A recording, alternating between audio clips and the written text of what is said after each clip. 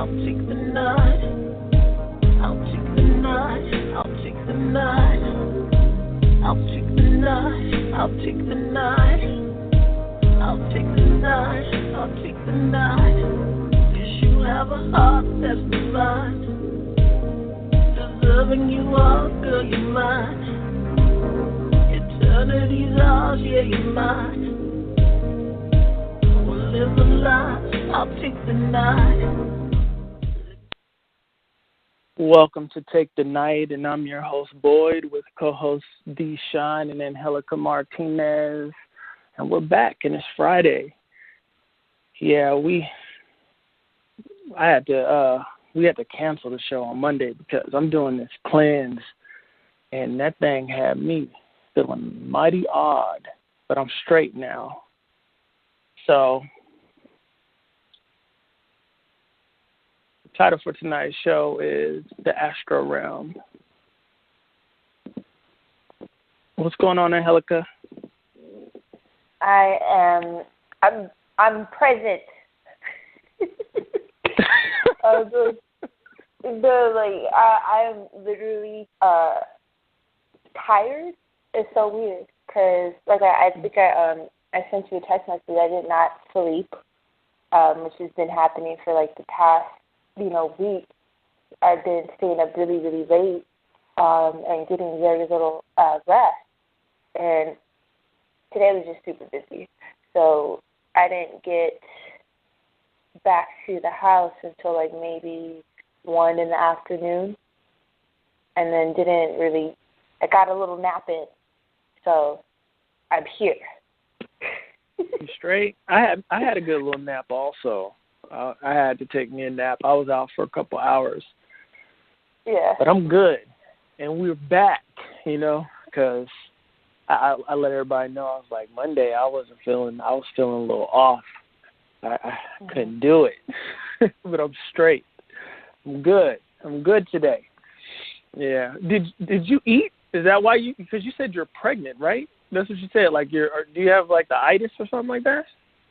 No. It's I don't no. I've been eating. It's just that because I was out all day running errands and getting supplies for my next pour, I didn't really have a chance to eat breakfast or anything. So I was I was hungry, and then I got back. I was like, I gotta eat, and then I gotta take a nap because it's if I don't, I'm not gonna be able to do the show. I'm just gonna be like a zombie. So yeah. When I feel that way, I make sure I take a nap these days because I'm like, I need to be cognizant when I'm on here. I need to make sure I'm all here. So I took a nice little nap. Yeah. But it's not just me, and I'm saying this because a couple of people have asked me, if they've also had trouble sleeping or they've been waking up super early, with a bunch of energy, and that's what it really is.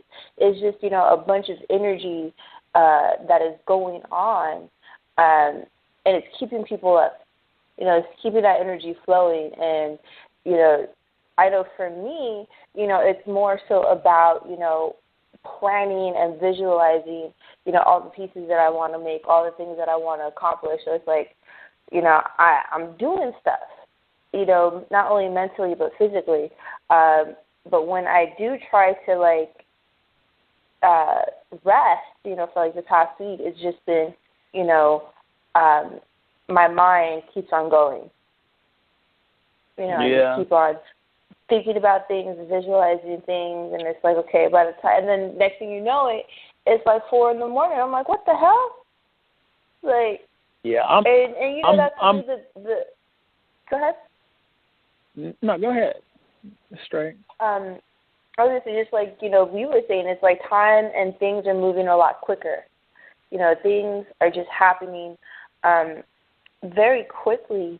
So it's our minds and our bodies want to be aware of this. They want to be cognizant of these things because so much is happening and so many things are being done on many levels that it's we don't want to miss it.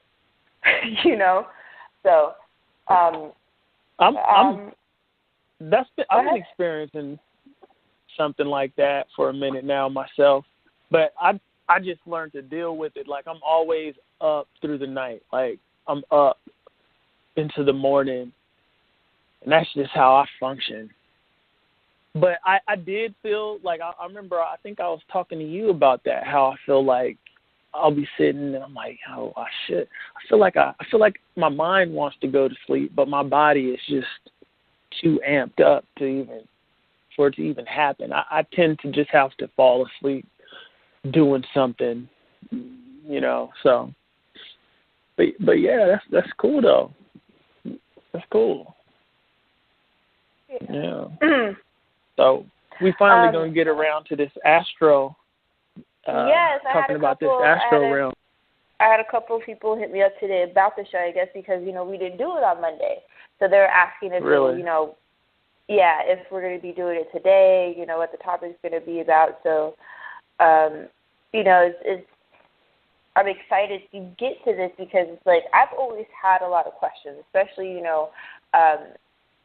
the beginning stages of my spiritual journey.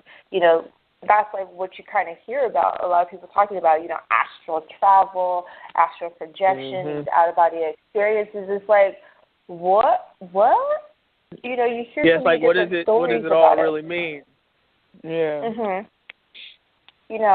And there's so many books. Like I know personally, it's like I have like my own little mini library, like on ebook status, and so it's like I've always been one to seek knowledge and seek understanding. And there's so many different books on astral travel, even lucid dreaming. It's like, well, what am I? It's like, what is it? What am I supposed to do? What does it all mean?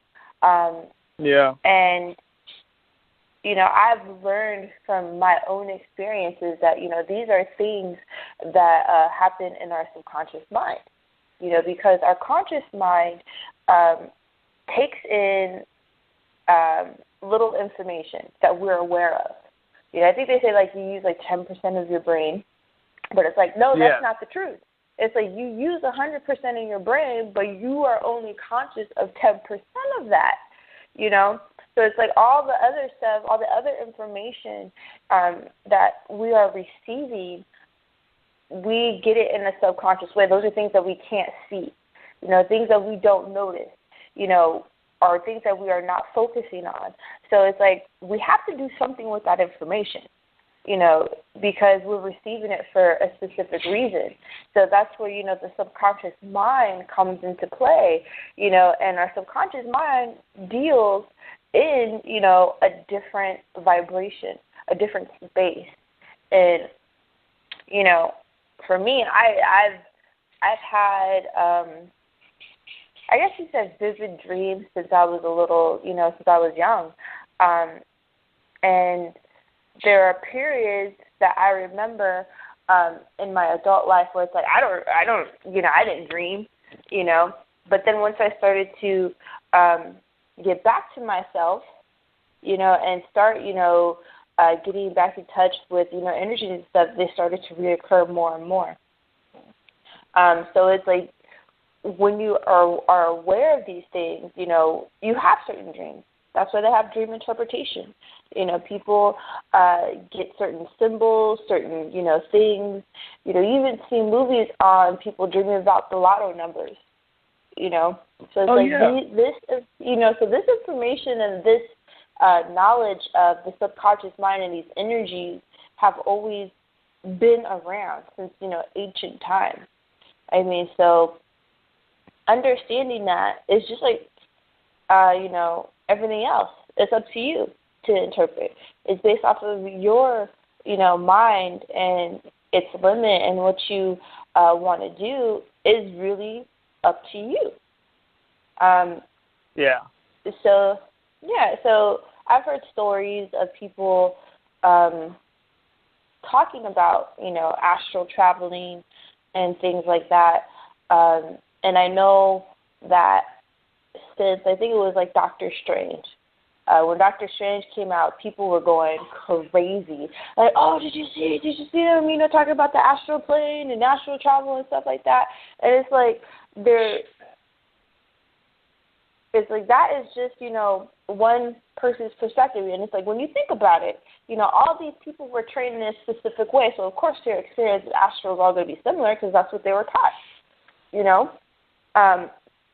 So it's like, that's what their mind perceives. That's what they've been trained to do, and that's how they do it. Whereas other people experience it different ways. They might not be able to, jump out of their body and see everything, around them. They may just go to a different dimension, or something that they perceive as a different dimension, or something that's not here. They're not in their physical, or their current surroundings on the physical realm. Exactly. So it's very much a reflection of an individual's self-conscious mind, or subconscious mind, I should say. How it looks. Yeah, and that's what it's like for me. I've always loved to hear, and I've always loved to hear people's dreams, and people always tell me their dreams. Like, since I was little, people would tell me what they dream. Oh, I dreamed about this. I dreamed about. It's like, and so I've always found an interest because it's like I knew that was a reflection of something that was going on in their life, or something deeper. Or something, that's going to happen, or, well, maybe it means this, or maybe it means that, but it's like, it's not my dream, so I can't really say, I could just give you my perspective, based off of my experiences. So it's, that's why I for myself, I enjoy hearing other people's dreams, but something else that we talked about, that a lot of people, I guess they are kind of very free with it, is that they share dreams. They share their dreams with other people. And it's like, when you give that energy out, you're opening that doorway for that person to be a part of your subconscious mind.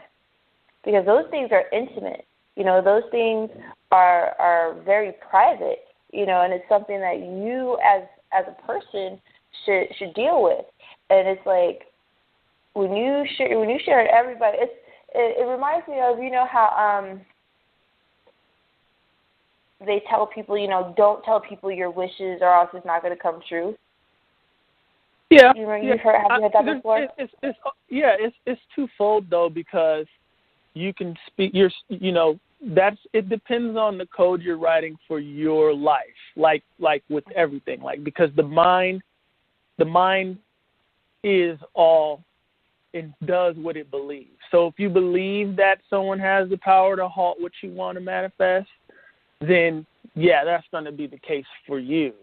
But also on the flip side of that, you can speak things into existence, and you can tell people what you aspire to create, and use that energy from whether they look at it as being possible or not to catapult what you want into flourishing. So it goes both ways. It just depends on the code you're writing for yourself in your own mind. And I'm using code like how people write computer code, because that's how I look at the things I think. I look at it like code. So my code is different than your code, because I'm finding flaws in the mainstream consciousness and what we are the way they kind of groom us to think, and then I rewrite that code for myself.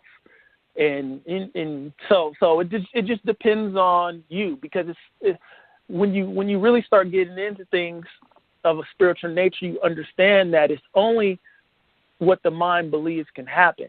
Everything, the universe is mental, right? And this is going to tie into why you should want to become a lucid dreamer, or what's the practical use of it, and all that kind of stuff, which I do intend to get into at some point while we're talking. Because, if you ever look at those, someone, when you get into things like voodoo or something like that, Santeria, and you think of the way Hollywood projects it, like people casting little witchcraft spells on other people. The spell can only work if a person believes it can work. So if you already believe in like a doll that can be pricked and, and it can affect somebody, if you believe in that, what a voodoo priestess would do is she would leave a doll and cross your eyes, because like just leave it, like let's say put it in the drawer that you always go into, because as soon as you see it, and if you already believe in that craft, you're going to think, okay, somebody's doing something. Somebody's trying to do something to me. And what's going to happen then is your subconscious is now open. You've created a gateway to that person that can really do some kind of ritualized magic on you. But it can only happen if you believe in it first. That's my point. That's why if you don't believe in it, you're like, whatever, this is just some little doll, whatever, and it can't work on you because your mind isn't open to it. So with anything, your mind has to be open to it.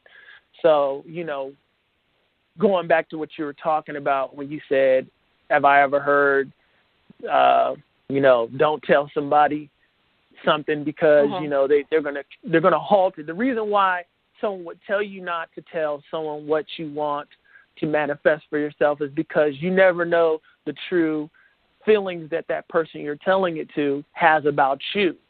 And they could put a bad spirit on you in a sense to what you're trying to create for yourself, just putting it down and putting a lot of energy into making sure it doesn't work out, because, believe it or not, there's people in the world that do stuff like that. They have, problems with certain people. They're gonna deliberate on trying to make whatever it is that person wants not to happen. But I do understand what you're saying, though. I just wanted to build on it, though. I understand what you're saying. Yeah. And, I agree with you, because it's like if you don't believe it, in something, it's not going to work. And the other thing, and that's why it's like, that's why these people that are I don't even say powerful, but that do certain rituals, and certain spells, and get paid for it. It's like, a reason why it doesn't work, or, they keep on having to go back to the person is because it's not their thought. It's not originating from them. You're going to somebody else to do something that you should be doing. And you're going to keep on having to go back to that person, because it wore off, or, it just didn't work this time. And it's like, because it should be coming from you. If, you don't understand the power of intention and the power of your mind, so you're using somebody else's energy, and it's not even yours. But, and I agree with you that there are people out there that do not wish to see, other people's dreams, and it's just a reflection of them. It's like the whole, you criticize people or other people because it is something that you wish that you had or you wish that you could do. And that is a very powerful thing, because it's like, when you realize that, like, why am I getting so upset, or why am I criticizing this person? You really look at it. It's like, well, in a way, I wish I could do this, or, if it was me, I would do this differently. But it's like, then do it. Don't sit here and criticize or complain about something that you feel that you could be doing better and you're not doing it. And this brings me back to the whole Astral Realm. I've been talking to, my little group, my associations, and it's like a lot of people are talking about, the war, the fight. There's a lot of fighting going on. It's like, yeah, because it's like shit is getting real. It's like we have these beings and these higher power entities on these levels that don't want to see change. They don't want to see, us really realizing, the power of our mentality. and, you know, what we can actually do with that, and to actually realize that all this, you know, physical stuff, especially money, is just fake. It's like it's like back in, you know, ancient times, you know, before all this money, it's like we didn't pay for water, we didn't have to pay for power, you know, we didn't have to pay for food. It's like, no, it was an even exchange, and it was your energy, what you put into it. And it's like, exactly. It's like the next thing you know, they're going to start charging us for air. Why? Because they're freaking polluting it. You know? Now, it's like, if you'll have, come on, man. Sleep domes or something like that, like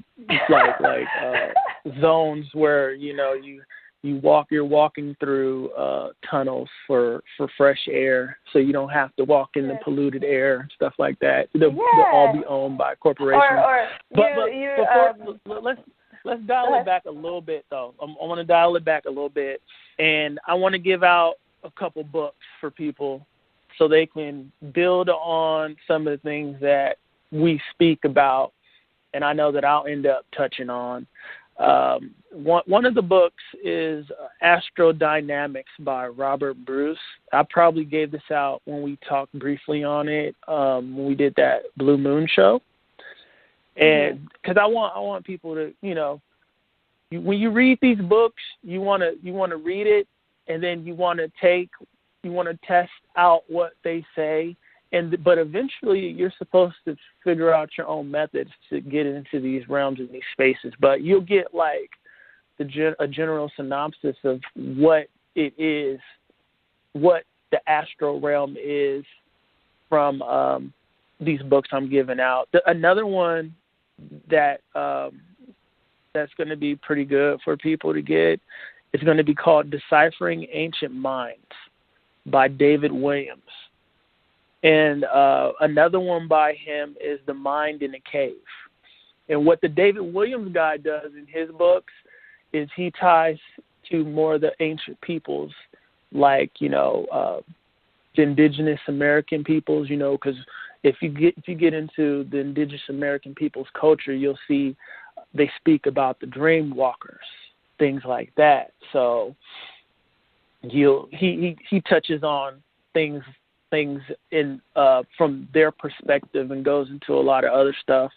But ultimately, before we get into what's going on in these spaces, I want to try to give people an idea of like how it happens, because like you are a body, a soul, and you're made up of a body, a spirit, and a soul. And let's look at that like a pyramid, in the sense to like the body is the most dense, so it's at the bottom of the pyramid. The spirit is the middle part, and then the cap will be the soul, okay? And the soul, you may not have come into contact with this information, but if you do your searching, you know, I'm sure a lot of people have heard that energy doesn't die, it just changes shape. It changes its form. The soul lives on forever, okay? The soul doesn't die. The soul is what you are, but you're only experiencing a fraction of yourself as the spirit in the body, okay? But ultimately what you are is the soul. That's all of you, okay? When you go to sleep at night, the body stays, but the spirit goes into the astral realm, the dream realm, the astral plane, whatever you want to call it. We can just shift those. They all mean the same thing in a sense. Okay? The spirit, the astral realm is the realm of the subconscious. That's why Angelica said, you know, it has a lot to do with the subconscious. It's the realm of the subconscious, meaning it's a place where the best way I can put subconscious regarding the spirit in my words is if you know the soul lives forever, and if you haven't come in contact with regeneration by the Bible or reincarnation by other teachings, then you don't know that yet. But if you do your research, you'll have the knowledge that reincarnation is a real thing, okay? The thing is the system in place on the planet Earth makes it to where you have no memory of your past lives. And I'll bring in a reference from a show that I recently saw where they're like hiding this stuff in plain sight.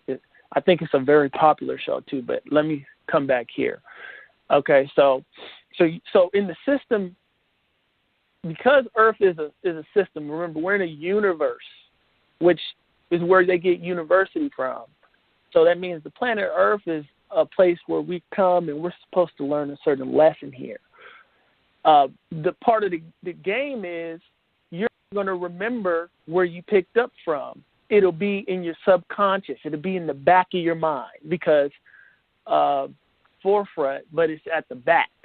Now, the reason why when most of the time when you hear people speaking about the astral plane and astral traveling, they really have no practical usage of it.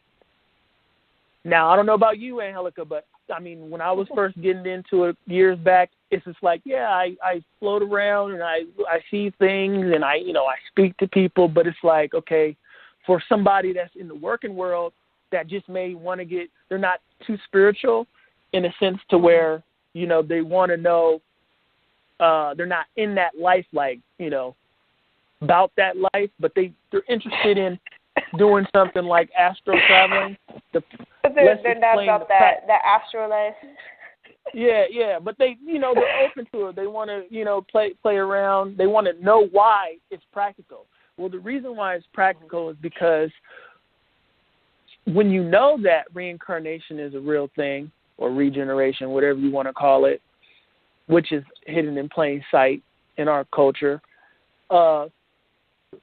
point is to not go to not go through the same things all over again, and to know why you're here. What's your purpose here? What did you choose to come to Earth to learn for yourself?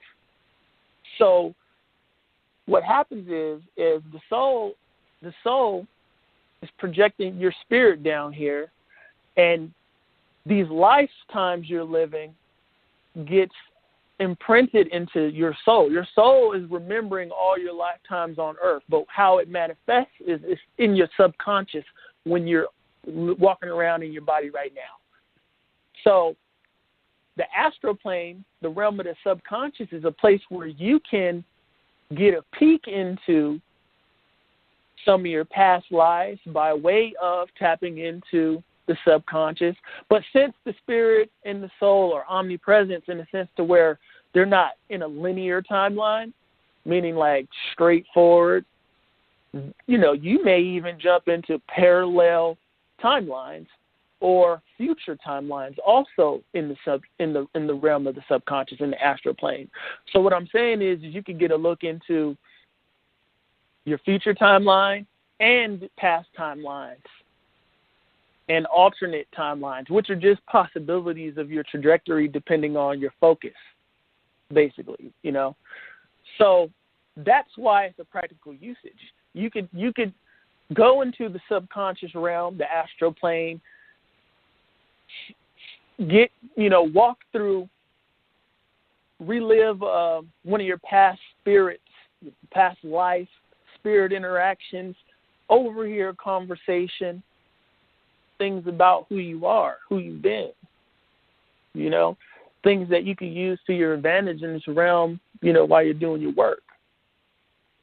With myself, because it's not all, I'm not talking theory. It's more of a empirical experience, meaning I'm very passionate, and I've always been an easy dream walker. So I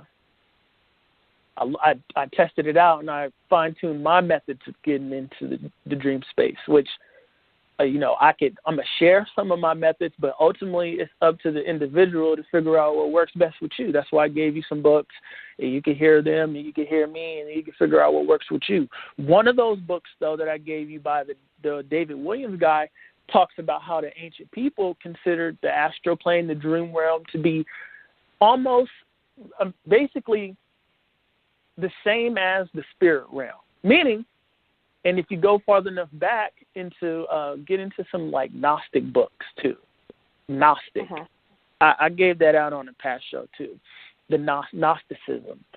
The reason why you want to become more conscious in the dream space is because a similar space to what it's like after you transition and divide from the body. Now, if you watch a movie called What Dreams May Come, they kind of tried to give you a little hint of that. I think Robin Williams and Cuba Gooding Jr. is in it. Robin Williams loses his wife, and then he dies, and then he travels through these spaces, and his heaven is actually this painting that he and his wife used to love. He's actually in that painting because what you experience when you divide from the body is going to be your creation. And you can find this kind of shit if you start really searching into it. Get into the Gnosticism. So in that movie, watch it. What Dreams May Come.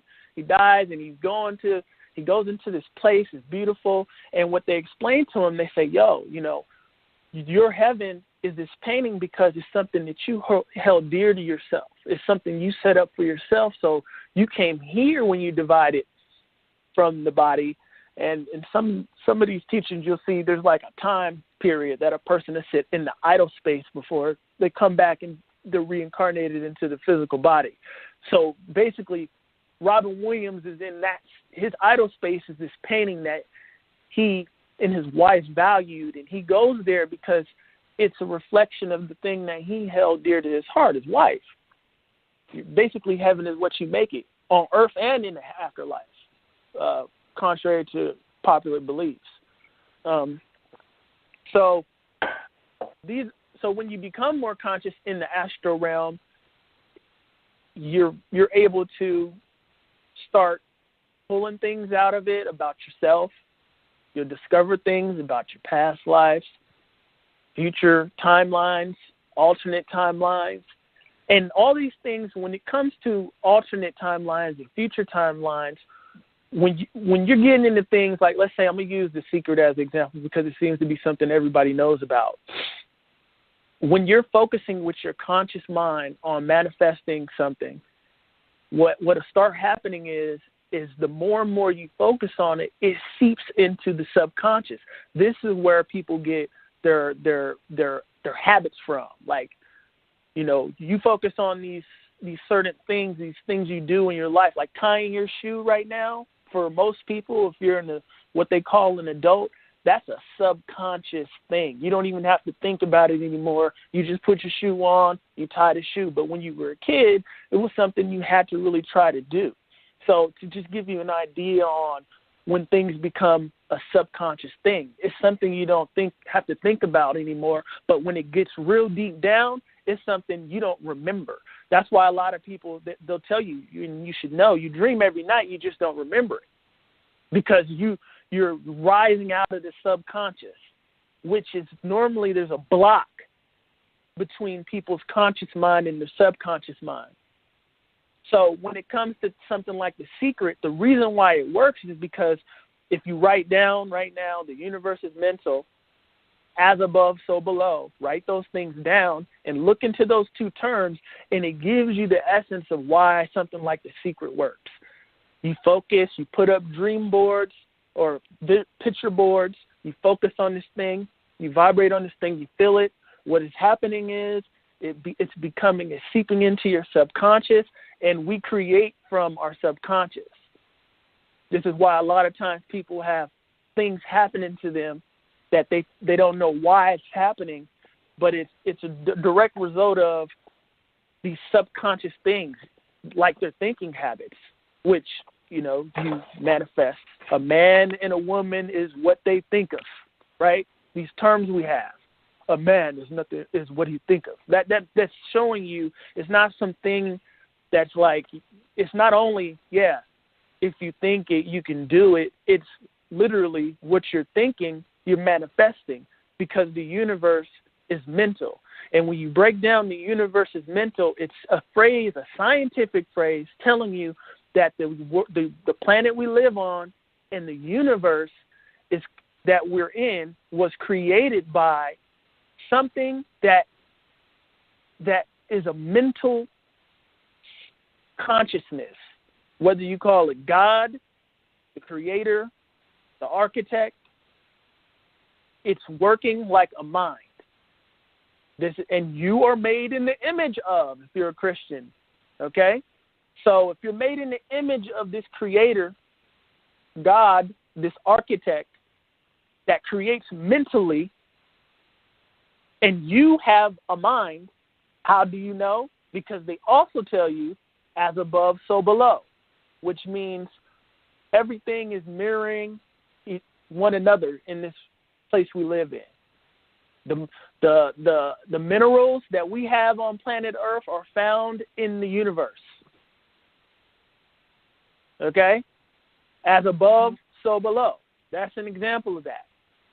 You have a brain, the universe is mental. You're mental, and so is the universe. As above, so below. So if you can focus, you create like all this planet was created. You'll create. You know, you're not going to create a planet, but you'll create things in your life because that's how things work in this realm. It's in plain sight. The universe is mental. It's there. It's not pseudo. They talk about it all the time, and it ties into quantum physics. So write down quantum physics.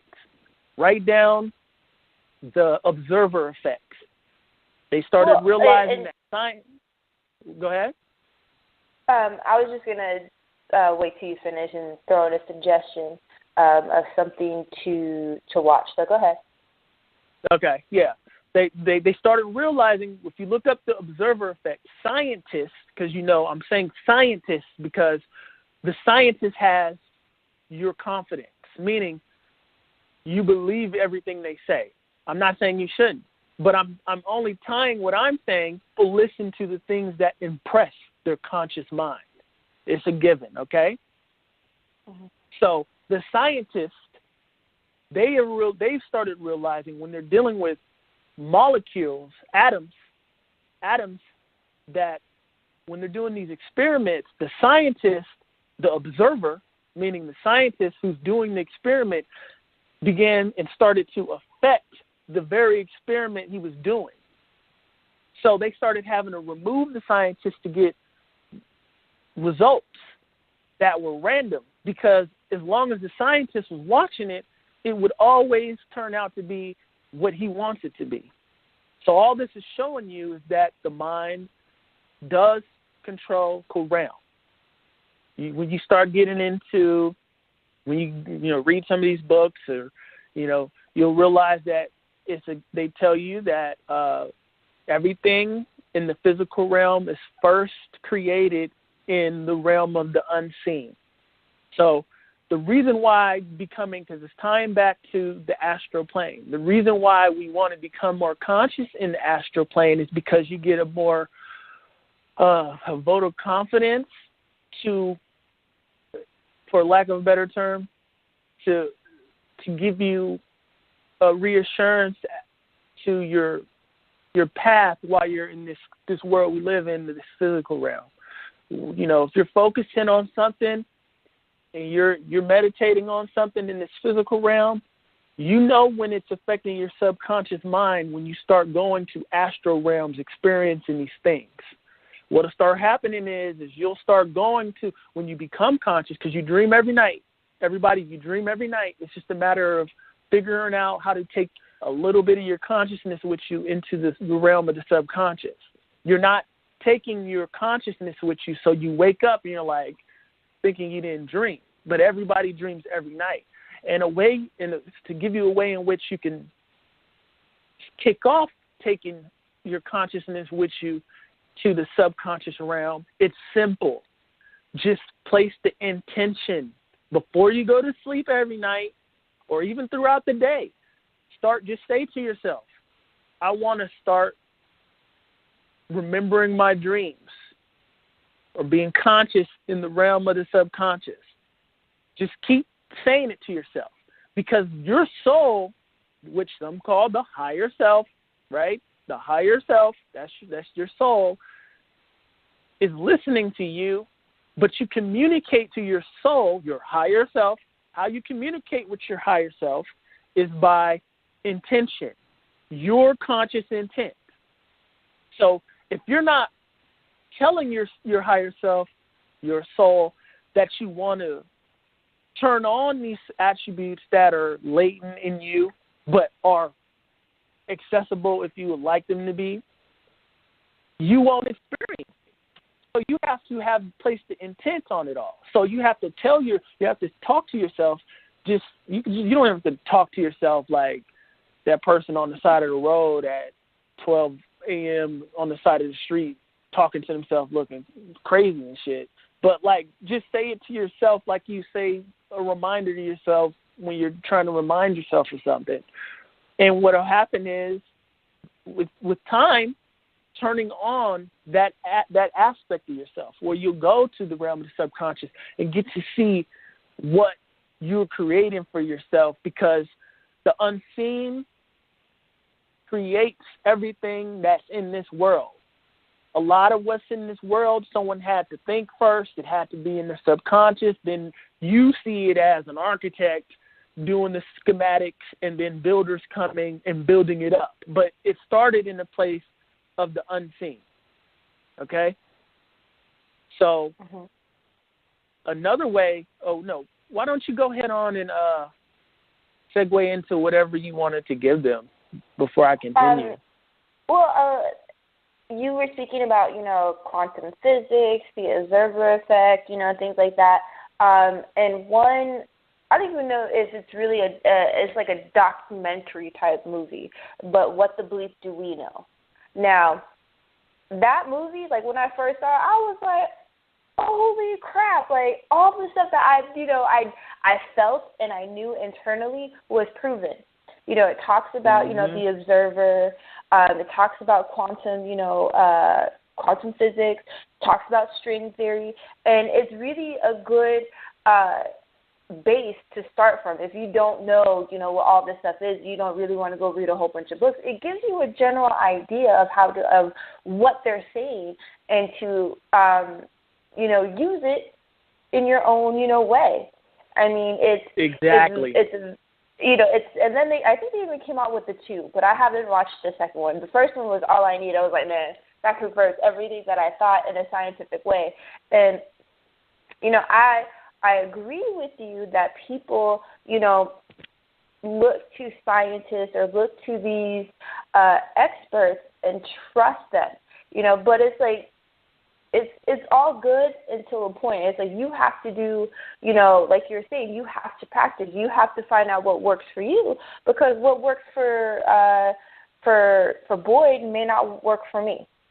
I may do it a different way, or I may find it easier to try a different method. It's like there's so many ways to do things.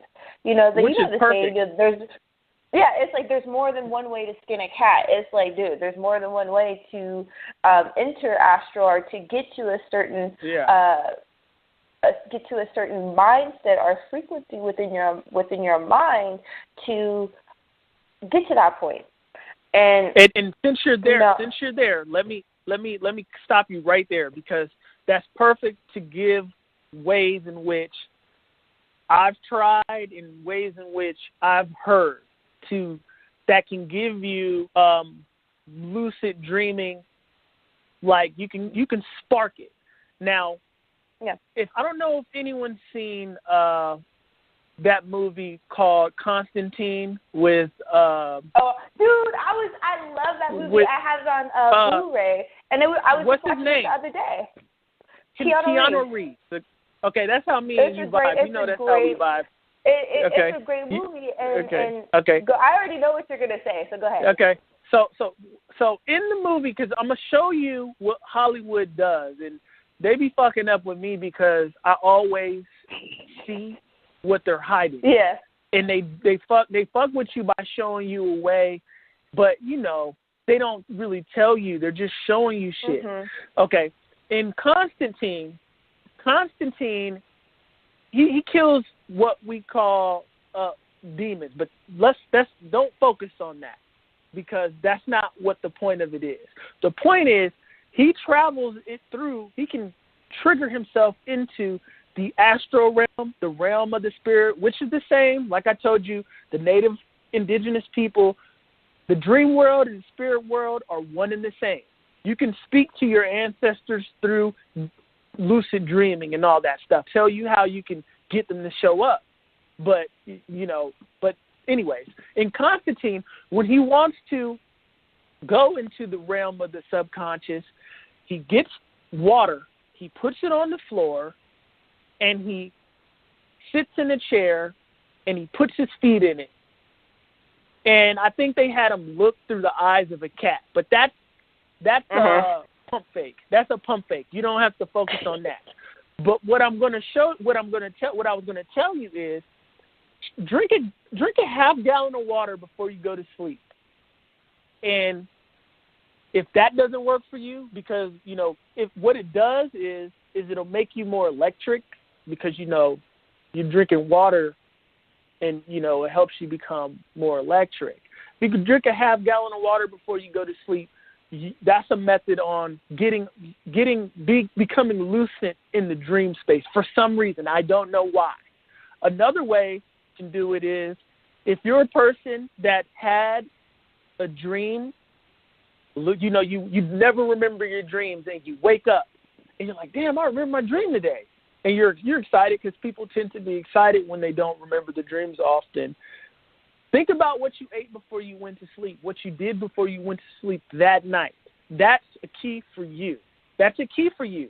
All the way down to the vibe. Like, was there no drama? Were you relaxed? Were you watching your favorite thing? Did you have a glass of wine? How did you retire to bed? Like, the circumstances of it all, the ritual of it all. A lot of times people don't have ritual when it comes to that, because it's like the TV's on, you just go to sleep, watch the TV. So you never really have developed, well, that's your ritual. But see, the thing is, when you go to sleep with the TV on, you're going to get external influences into your subconscious, so you can't trust your dreams when you're watching TV and you go to sleep, because your dream will be running that shit on the TV. Even people will be talking, and it'll be just saying shit that's going on your TV.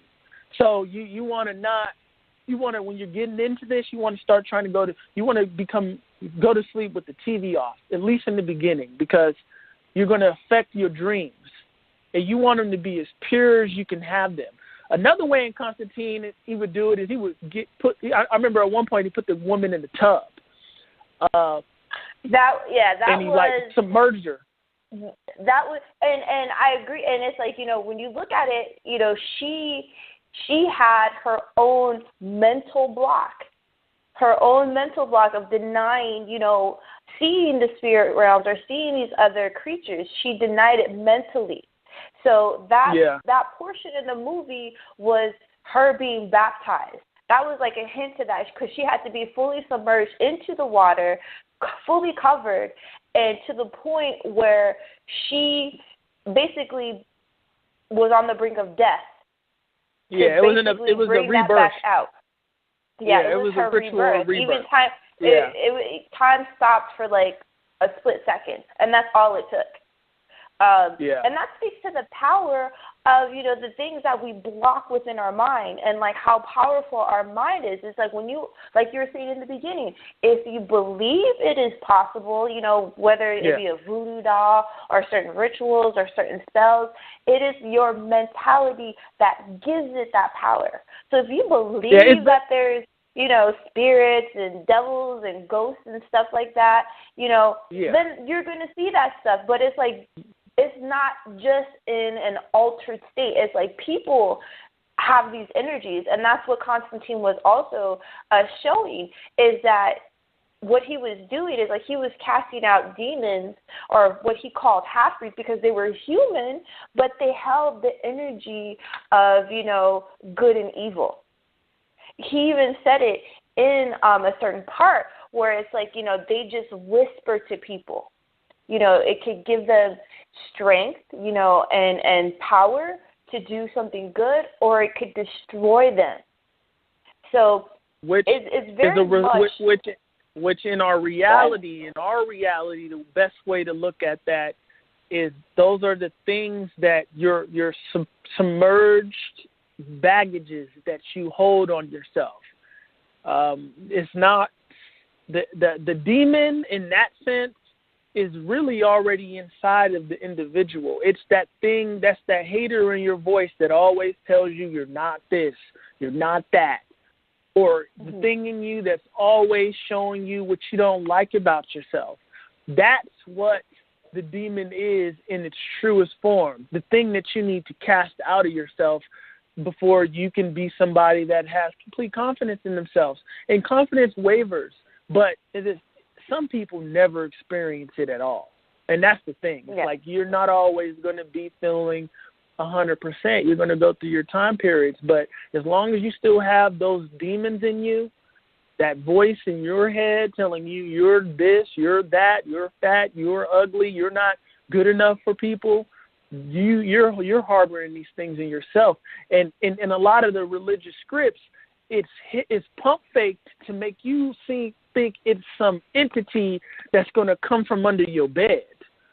The shit's already in you. You are all these things. It's just it's when they come out of you, because it's your experiencing these things. It's what you tune yourself to. Yeah. So, and, also on that, because it all starts with you and everything that you say in your mind is reflected out to reality, it is also a reflection of the people that you hold around you, and that's why, like, when you get to a certain point, on your spiritual journey where it's like, I believe I'm this, beautiful person. I know that I'm this.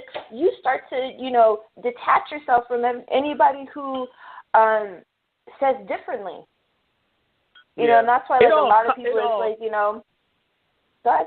It all ties back to different things that, the spiritual journey has many angles you have to attack, because it goes into cleansing your environment, meaning the people you put yourself around, because you become like-minded. Those people that always hang out with each other, that start saying the same words, same phrases, start sounding the same, start having the same mannerisms. You become those you're around. That's why they say, you show me your friends and I'll show you who you are. That's why these terms are looked at in only a physical sense, but it's a spiritual underlining message to all of them. You show me your friends, and I'll show you who you are. You show me your friends, I'll show you. You show me your friend's thought pattern, I'll get a good idea of your thought pattern. Yeah, and you show and me that, your. You show me, I'm sorry. Go ahead. No, go ahead. No, finish. Well, I'm just trying to slice up these terms that have become cliches, because a lot of the cliche terms have spiritual meaning to them, and if you show me, your friend's trajectory, I'll show you the good possibility of your trajectory in a sense of where they're going in life. So, it's all a momentum thing, and it's an energy thing. You become those you put yourself around. But I don't want to go too deep into that, because we'll end up off the topic of the astral plane. Because it ties. It ties. Yeah, it does, because it does tie. It does tie very deeply, because it's all, like you were saying, the universe is mental. It all starts with your mentality and believing those things and seeing, these things around you, and how they show up in your subconscious mind, and the different methods are just that. They're just methods. There's things for you to try that trigger something within you, Yep. And I know you mentioned that, turn it off the TV. A lot of people also use visualizations. I've read a lot, imagine yourself, just floating, or imagine a specific deity. I think a lot of them people say, like, Horus, and things like that. It's like But it's up to you. Like, where it's really, like you're saying, it's mental. It's like, where do you want to go? What is it that you want to understand? What is your intention? And understanding that is very powerful. I know that a lot of people refer to, you know, when they go to sleep. You know, I'm going to go to sleep. It's like, well, when you sleep, you're not aware. You know, you go off. So it's like you have to change your mentality on that. It's like you have to tell, you know, your mind and your body what it is that you want to do. And I remember Mari, she gave me, or she told a lot of us, or, you know, what she would say is like, you know, I'm letting my body rest and let my mind continue to be aware. And it's like if you do that, you know, it's like that's very important. It's like you don't want to go to sleep. That means everything turns off. That's why a lot of people can't remember, you know, their dreams. It's because they tell themselves, oh, I'm going to go to sleep. You know, it's like, no, I'm going to recharge. I'm going to, you know, rest. You know, I'm going to rest my body. Because everything you say becomes a law for you. Mm-hmm. Meaning, if you do those methods she's saying, you've now created going to happen. You've written a spell. Let's use that term because everybody's seen Harry Potter. You know, spelling words is literally spelling. Okay, you know, when you're writing an essay, the thing is they teach you to write about shit that already happened. So when you write that 1,000-word essay, you ain't writing shit that's for you, that's beneficial, because you're writing about shit you've researched already. But that whole 1,000-word essay is an 1,000-word spell, because spelling is spelling. The spell, it ends up being the totality of whatever you wrote. So that's why you write your future. That's why they say these terms, write your own future. You see, these things become cliches, but what I'm doing for you is I'm cutting it up and I'm showing you the spiritual, magical essence of it. They tell you to write your future, write your own future. It's playing on the fact that spelling words, speaking words is actually creating a spell. So when you do these things like Angelica saying, try these things, tell yourself what you want to experience instead of always telling yourself the way. When you've done studies, you have science telling you the universe is mental. If you understand the ramifications of this term, you understand how important it is to make sure I tell you what to think. Because if you think what I tell you to think, only what I told you to think is possible for you. Why? Because the universe is mental. So let me just give you what to keep in your mental. Therefore, you only experience what I have told you you can. So this goes back to the universe is mental. So the biggest trick is to show you shit on a screen, because once, you know, you got to understand what the conscious mind is. It's full of ego. Everybody knows this. They studied this. The psychologists, they know. The subconscious is protected by the conscious mind. So when you're watching a movie, these terms, when you go science fiction, you automatically know science fiction means not real. That's what you think in this most mundane form. So if I show you shit that's real, that's real to some people, in a stadium that's umbrellaed with the umbrella over it that says science fiction, you watch what's seen and you say, okay, this shit ain't real. So therefore you disqualify yourself from even being able to experience it. Why? Because the universe is mental. It's very basic. And I'm just I'm going to keep repeating it because we learn through repetition. And I want to keep showing you how when you watch something and you're like, that's not real because this is science fiction. Yeah, it's not real to you because you have written that spell for yourself or took on that spell because it's written right, it's spelled out, meaning if somebody believes it, it becomes a spell that they now use in their mental mind, because the universe is mental, meaning you only experience the things that you believe are possible, because the universe is mental. So it goes back to, which ties into the fear factor of it all. A lot of people, when you get to spiritual things, people have all these fears, because why? The silver screen has showed you a whole bunch of hogwash. Motherfuckers, sacrificing goats and writing circles on the ground. If you watch Supernatural, you're probably the scariest motherfucker on the planet, because you think Crowley's gonna jump out and but in the Crossroads demon, all this kind of shit. It's because the universe is mental. If I show you this shit, you believe it. Now you scared, and you tap out of your own ability.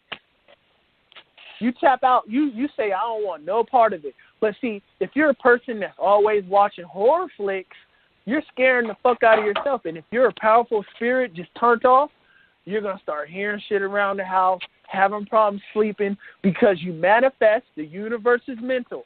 What you put into your brain becomes a subconscious thing, and a subconscious is like this autopilot that's running with a projector, and it's projecting everything in your subconscious. So if you're that person that has a problem sleeping in the dark, walking in the dark, it's because you put yourself in contact with things with your conscious mind, meaning entertainment, movies, whatever the hell it is, and you scared the shit out of yourself, and you've imprinted it in your subconscious mind. Now you sitting at home hearing shit. Not to say what you're hearing isn't real, but the universe is mental, so you can only experience what you want to experience. So if I don't want to experience spirits coming to me saying I need help transitioning out of this physical dimension because I'm stuck, I'm not going to do the shit, because I've said I don't want to. It's that simple. It's that simple. Why? The universe is mental. Who said that? Not me. Your scientist said that, okay? So you can believe it. You can believe it. So I'm only saying that because there's a fear factor when it comes to magical things. And it all goes back to, you can only experience what you believe in, what you have put in your mind. So stop introducing things to yourself that you can't handle. Because if you can't handle these visuals that you're placing on yourself, a picture says 1,000 words, right? It's the most powerful form to imprint the subconscious mind. That's why they'll tell you in certain magical forms to draw out things you want to experience in color and put them up, or to even just put up a picture board. That's because pictures influence the subconscious mind the strongest. That's why Hollywood is called Hollywood, based off of the holly tree that the magician makes the wand off of, and the script is 120-page words, which is a 120-page spell, because it's all written out. And then what do? I cast the actors to project it on the screen. What do you do with a spell? You cast the spell. It's all right here in front of you. It's not hard. It's not hard, So that fear factor thing, because you know it was going to come, Angelica. There's always somebody who got the boogeyman when it comes to spiritual things. And my point is you can't experience what you don't want to experience. So stop focusing on and meditating on shit that scares you. Therefore, you won't be so scary when it comes to your own power. I would say that these fears is like I agree with you, don't focus on them, but try to understand where they stem from. And, just like Boyd was saying, it's like all these things are put into our reality in regards to what it is they want us to think. And it's not always the truth. And that's why it is important to do your own research. I mean, the fact is that things that were, I would say maybe 50 years ago, that were considered science fiction, like cloning, that shit was science fiction. People were like, oh, no, there's never going to be clones. It's like, but it's happening. Androids are robots. That was science fiction. It is freaking happening. These things are just... all science fiction is... Go ahead. Go ahead, I'm sorry. You get me hype over here. Because when you do stuff like that, you tie into to science fiction. Science fiction is just shit that's possible that everybody else isn't up on yet. Just to keep it real simple. And it is very true, because it's like all these things come from somewhere. They come from somebody's mind. They come from a creative space. And it's like, these are just possibilities. These are things that, we know of, but just haven't gotten to that point yet. I mean, the fact is like, you think that they don't already have a flying car?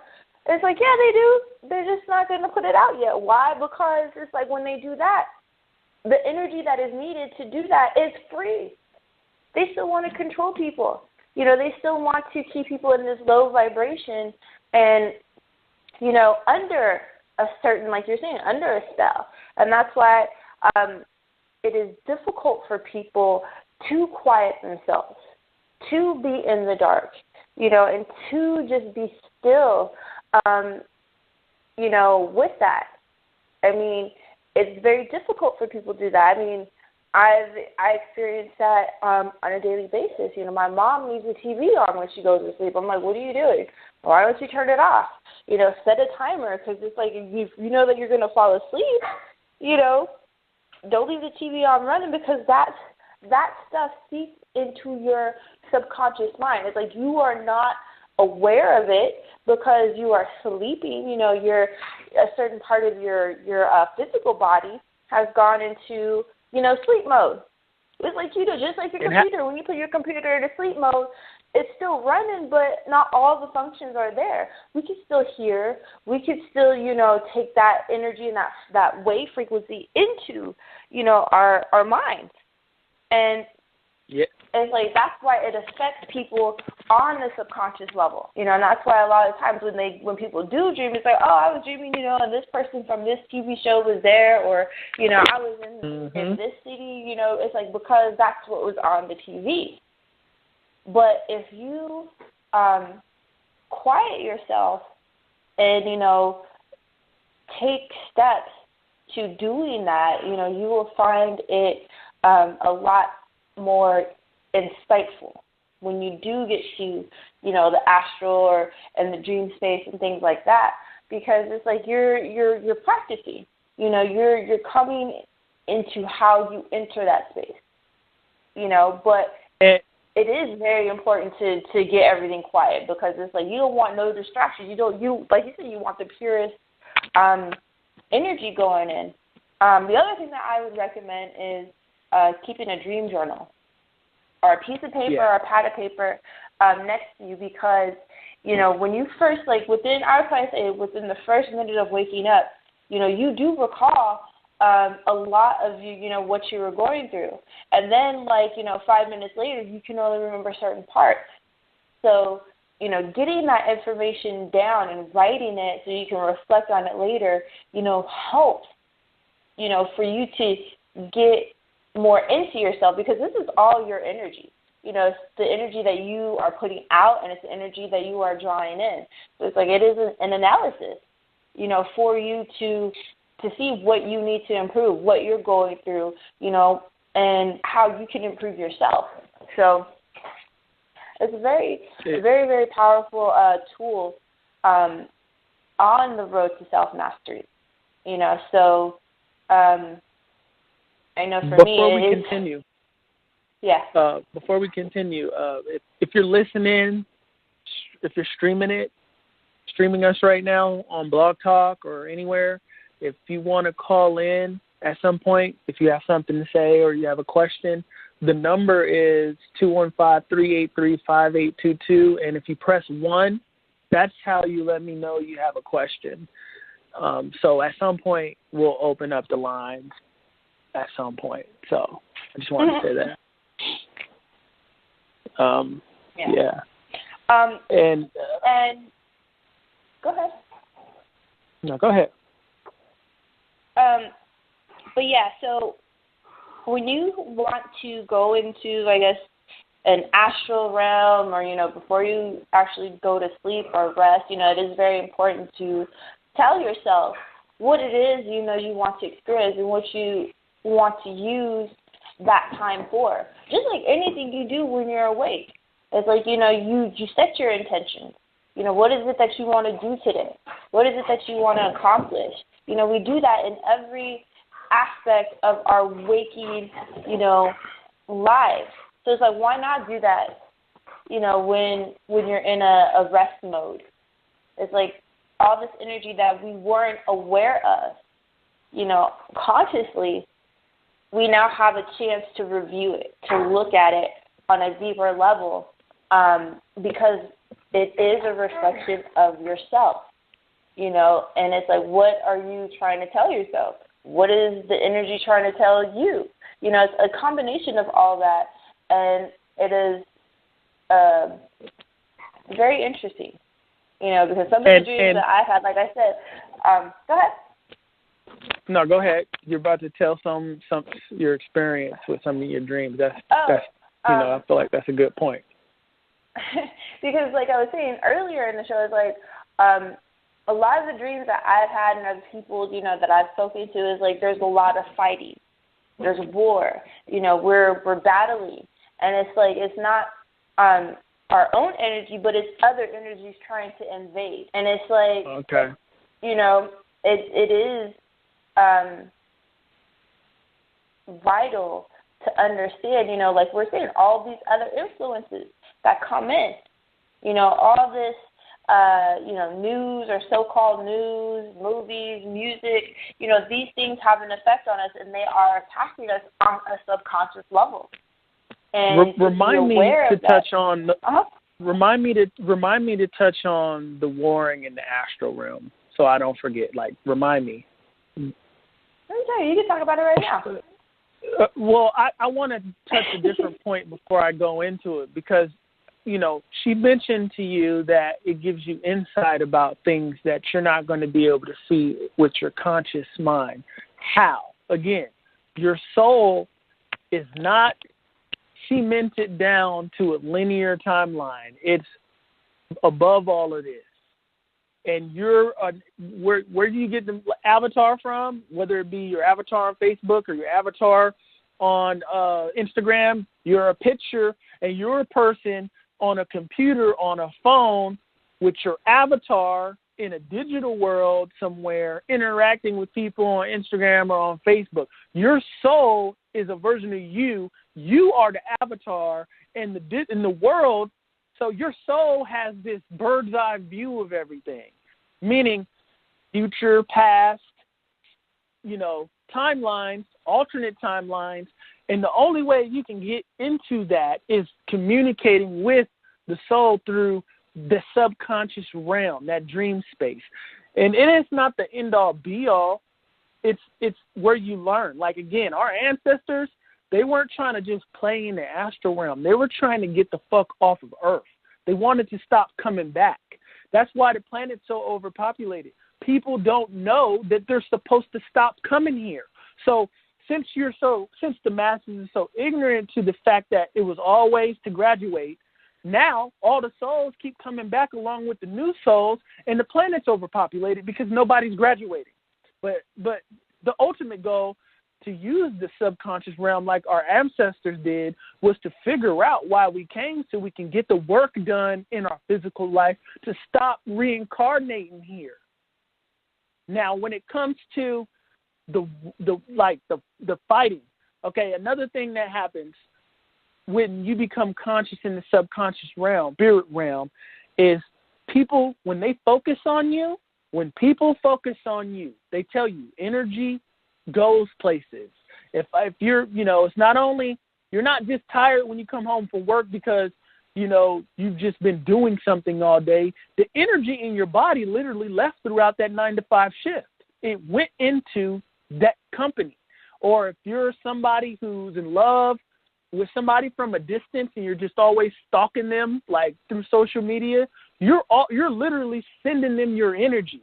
If they were conscious, though, in the subconscious realm, you would show up to them in this realm of the subconscious, displaying whatever it is you feel about them. And remember, it's the realm of the subconscious, meaning there are no fronts. That's another thing. That's why our government is, you know, they do experiments and have projects on mastering these things. You know, that movie, Inception, was giving people a peek into shit people do for real. Like, they try to jump into your dream space. If you don't have wards up, there's people that can jump into your dream space just by focusing their energy on you, and they can get in, have conversations with you and get your ideas, get your thoughts, see who you truly are. So a lot of these wars, to go back to what Angelica was saying, people fighting, there are entities that exist in the realm between realms, the subconscious realm, that have never been humans. They're just interdimensionals. But then there's just humans too that have passed away, and they could just be stuck idle in the spirit realm. But then there's people who just go to sleep at night and travel through it. So some of the people you're fighting, is my point, some of the people are fighting in these dreams are people they know in their physical life. They're their spirits, the spirit of those people coming and displaying whatever hiccups they have in their conscious mind. If somebody doesn't like you consciously, they're probably traveling to you in the realm of the subconscious, and you're fighting them in your dream space. That's what's happening. But what the thing is, too, is today, with the manifestation of social media, we have now presented ourselves. We never even get to know or interacting with us, because on Facebook, people can just look at you, interact with you, and you would never know. Twitter, Instagram, people are always looking at you, interacting with your energy. So they're traveling to you no matter what they think. They could love you. It's not always a fight going on in the realm of the subconscious. And some of these fights are bigger than Earth. They're bigger than Earth, these fights in subconscious realms. They're just bigger than that. It goes back to, the war in heaven, things like that have kind of taken a mundane sense on a religious platform. But the key to know is, you become conscious in your subconscious realm, in the subconscious realm, the spirit realm, the dream realm, you now get to see who some people truly are. People they'll really have to watch out, because you'll see a person, if you feel a kind of way about them, just put some intent to your higher self that you want to experience them in the subconscious realm to see who they truly are, because there are no fronts in the subconscious realm. That's why there's the subconscious realm. People are on autopilot there. So they're doing things that's in the back that they're hiding with their conscious state in the subconscious realm. In the subconscious realm, when you see somebody, they can't hide how they feel. They can't hide it. It's the realm of the subconscious, not the subconscious with a little bit of conscious front. No, it's subconscious. So people can check up on you, figure out who you truly are at your core if they're dream walkers, because you will have no fronts. And it becomes harder for people to really, people with bad intent to be in your space, because when you get that red flag in the subconscious realm, it's true, especially if you're not deliberate, if you're just not a paranoid person, because, of course, paranoia has a lot to do with what you experience in the realm of the subconscious, just like the TV does. So you got to let things go. You got to let things go and just want to experience the purest form of things, and maybe put that out as a mantra, as a spell. I just want to experience the purest form of all things that interact with me. Therefore, you're not always, sitting around, she don't like me, she always looking at me funny, or he hating on me. If you're doing that, you're going to go to the dream realm and just manifest some shit that play out like that. And it's not true, because you've altered it with your focus. You're going to manifest that shit.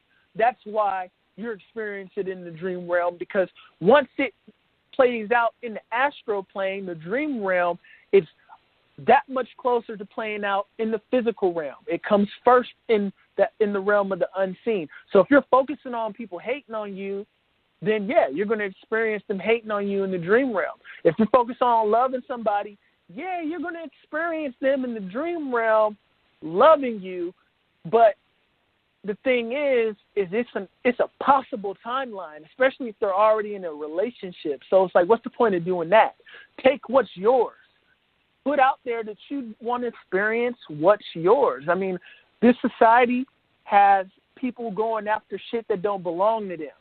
So, you know, people get into spiritual ideals and spiritual techniques and spiritual principles and then do it with a demonic-ass mind, meaning they're trying to take other people's shit.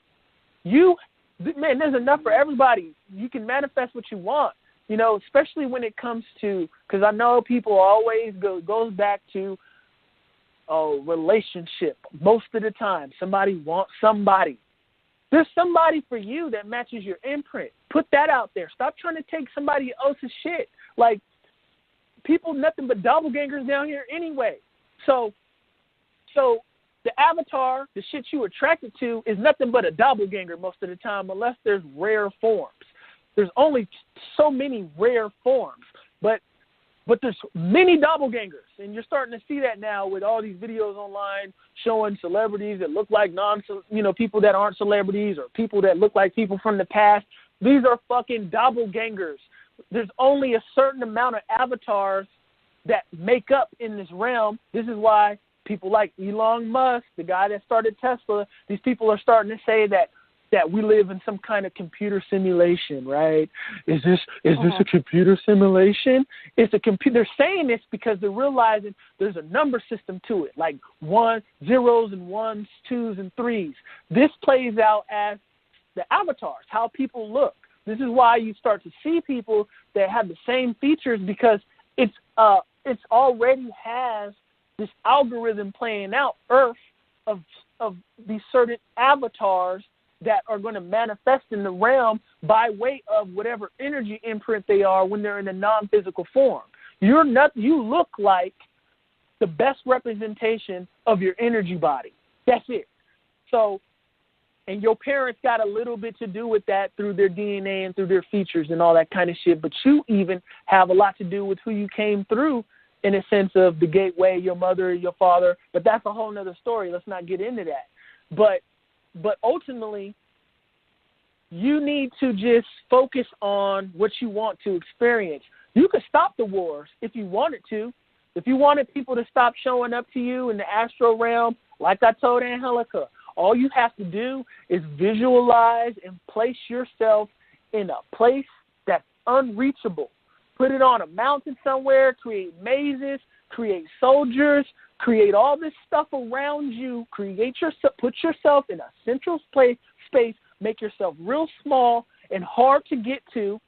And when people are focusing on you with all this social media crap, you have wards up, meaning when their spirit is trying to contact you and interact with you in the realm of the subconscious, in the realm of the spirit, they got to go through fighting whatever soldiers you put up in place and go through mazes.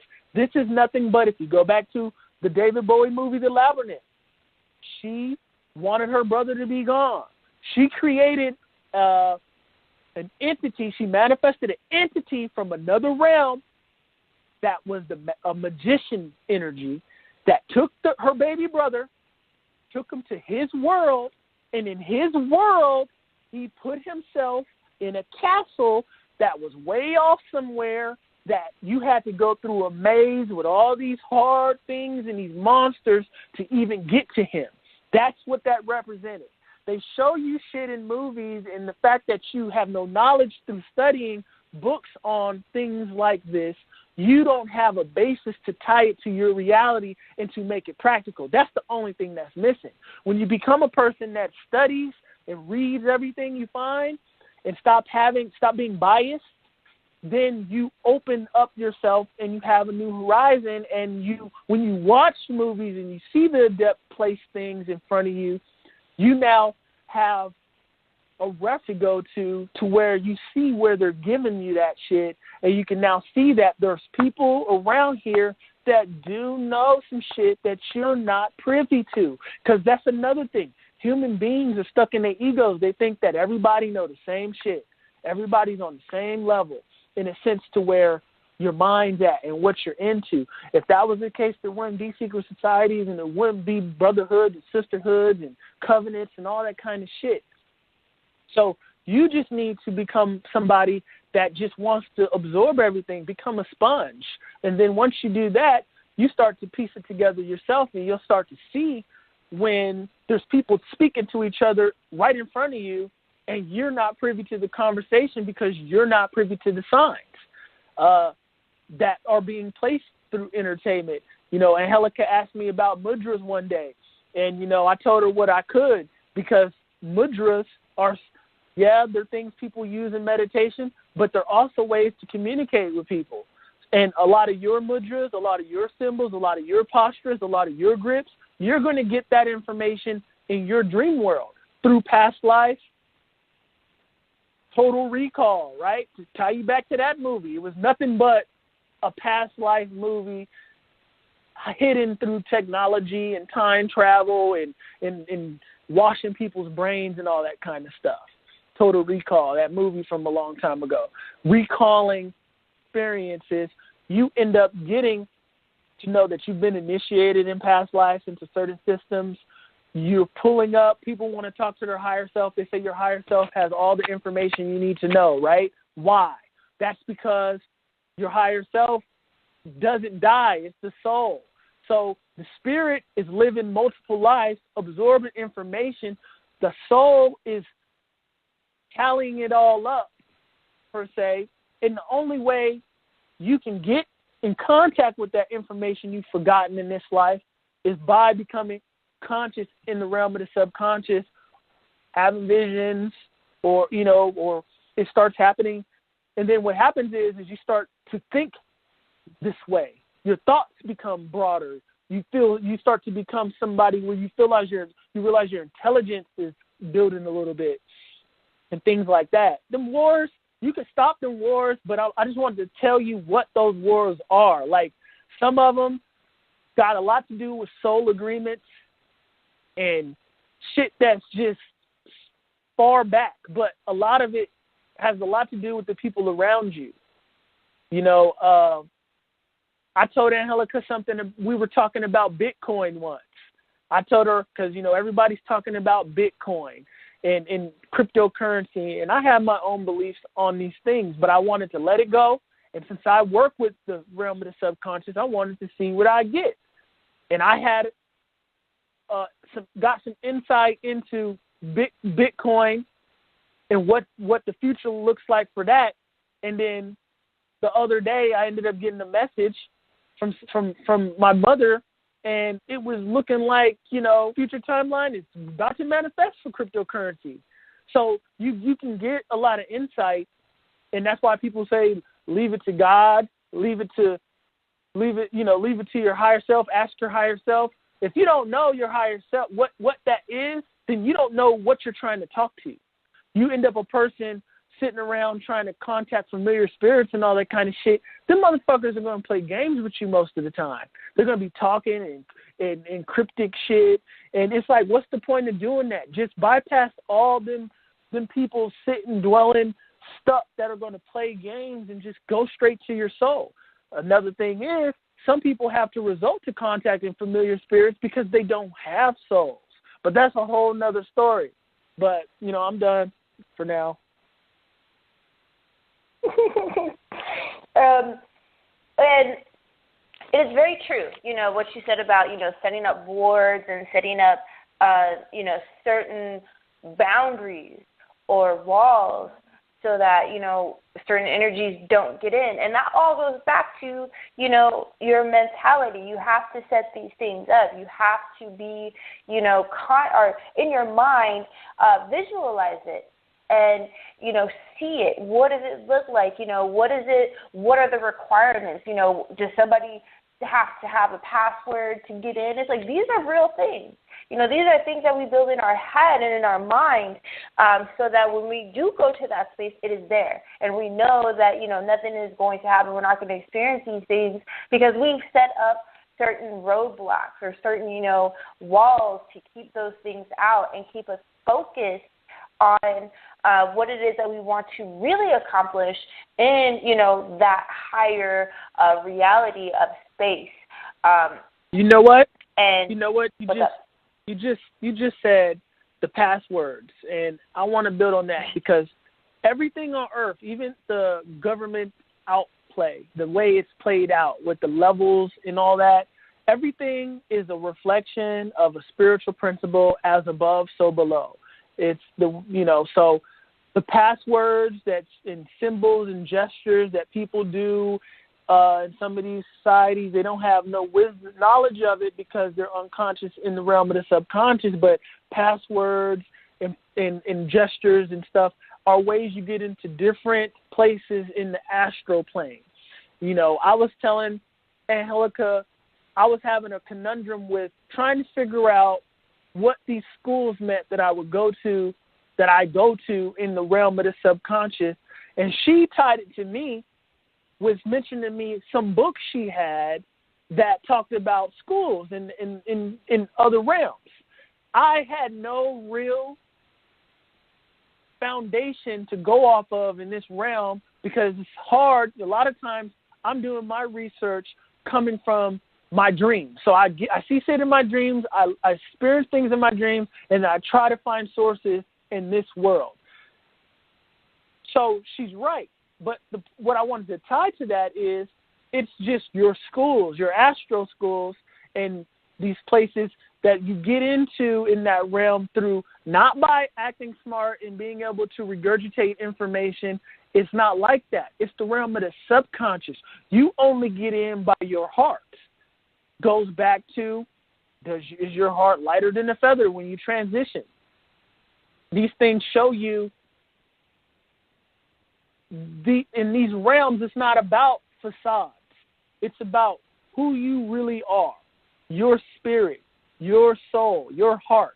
Are you a good person? Are you really going through the scales of progression when it comes to evolving as a spirit, as a consciousness? Or are you just staying whatever it is you are right now? But if you haven't got there yet, all it's going to take is a couple more times along the wheel through here getting that baby brain, growing back up again, and eventually you get it going. But if you're here now, like with this kind of information, chances are you that much closer because there's people who don't even think about even considering anything about the astral realm. And like I told you, our ancestors knew it was all about transitioning out of Earth. It wasn't about staying here. It's about making it the best you can make it while you're here, but making sure you don't have to come back because Earth is a controlled environment. The game's rigged. It's already controlled. So most of the time you're being born into servitude and a situation in which you're being controlled. It's a controlled realm. It's a controlled school. So when you come here, you're not free. You're not as free as you would like to be. So the lesson is to try to be the freest you under this matter. It's very dense down here. Everybody has an opinion, a way it's going to be. They want you to be something that for them. It's not about who you want to be down here. Your parents want you to be something. Your boyfriend wants you to be something. Your girlfriend wants. Everybody wants something from you here. So you can't truly be all that you are here. That's the lesson, to try to figure out how to be you through all that. Now, I want to tie this to this shit I saw the past couple of days called Westworld. Now, I don't know if you've seen it, Angelica, but if you haven't seen it, you should definitely watch it because I wasn't interested in it. I've seen it for so long, but I like this. I normally come in shit late, and I had heard somebody talking about it, but their view on it was so not what I saw. And what I saw watching the shit, I'm finna give people a spoiler, so if you don't want a spoiler, you can turn it off. But if you want to have my eyes, then it would be cool to listen to it because the chances that you see what I see are not that great. And I'm not saying that because I'm like, I'm going to see something that's so great and you're not able to see that. And I'm not saying that. We all have our own eyes. That's why we see different things. That's why arguing is irrelevant because people believe what they believe from the perception and the information that they've gathered thus far. Why am I arguing with your ass? You know what I'm saying? There's no point in doing that. So in Westworld, though, it's this world, right, created by this man where these androids live in this Western environment, right? Humans go into this world to experience this is the basic story that everyone's going to see. The Western life of being able to just do whatever you want. The humans go into Westworld to shoot up bars, to sleep with women. The women go there to sleep with android robots, and that's what it is. It's a place where humans with money go to frolic and live amongst robots that are programmed with algorithms to play out storylines all around you like they're real people. They die, you shoot them, they bleed, and they speak to you like they're real, but they're not, right? However, the thing that they hide within this show, a few of the robots, okay, first I want to say, what happens is the robots say, let's say this one robot, her timeline, her storyline is that she's a damsel. So she goes into town every day, she gets groceries, she drops a cup. Most of the humans that see this robot woman, they'll be attracted to her, so they'll pick up the things she drops, begin to talk to her, they get attracted to her, they turn her down, and the human nature of the males that follow that timeline and that storyline, they end up going to her father's farm, killing her family, taking her off, and having their way with that woman, and that's the loop she's in. She loops this over and over again as a robot. She's not supposed to remember she's a robot looping this. What happens sometimes in the show is through the plot you learn that when robots live a certain loop too long, a certain storyline, they'll reprogram them and place them as a new role, meaning they'll get a new role in Westworld. What starts happening is some of the robots start to remember their past storylines, their past loops. They're not supposed to do this. They're supposed to be robots, right? Now, the most people take this show, I know, is the fact that it's like, when a robot becomes human? Is it thought? But what they're showing you in this show is the robots are remembering their past lives. Some of the robots are remembering their past loops that are suppressed in their subconscious by recoding, which ties back to what I said earlier about how we reincarnate. What we lived in our past lives is suppressed down in our subconscious, and the goal is to remember. Now, in Westworld, how this plays out, how they hide this in plain sight, is the robots are getting reprogrammed into new storylines, but they're thinking there's some kind of glitch going on because some of the robots are remembering their past loops and running around rogue, shooting up other robots that they had past timeline communication with. Like one robot went in a bar and shot up 6 people. Didn't kill anybody of the robots but the ones that had killed him in a past storyline. And they're like, okay, what's going on? And they always have an excuse that to play it off as some kind of glitch. But what it's showing you, what they're hiding in Westworld is the fact that these robots are in this reality that was created. They're created in the image of man, like we're created in the image of our Creator. The robots are becoming conscious of their past loops, the past storylines that they've been living in unconscious every day. They're dying. They're getting picked up. They're patched up. They're put back out in the Westworld. They're dying again. They're getting patched up. They're getting put back in the Westworld. They're dying again. But some of them start remembering.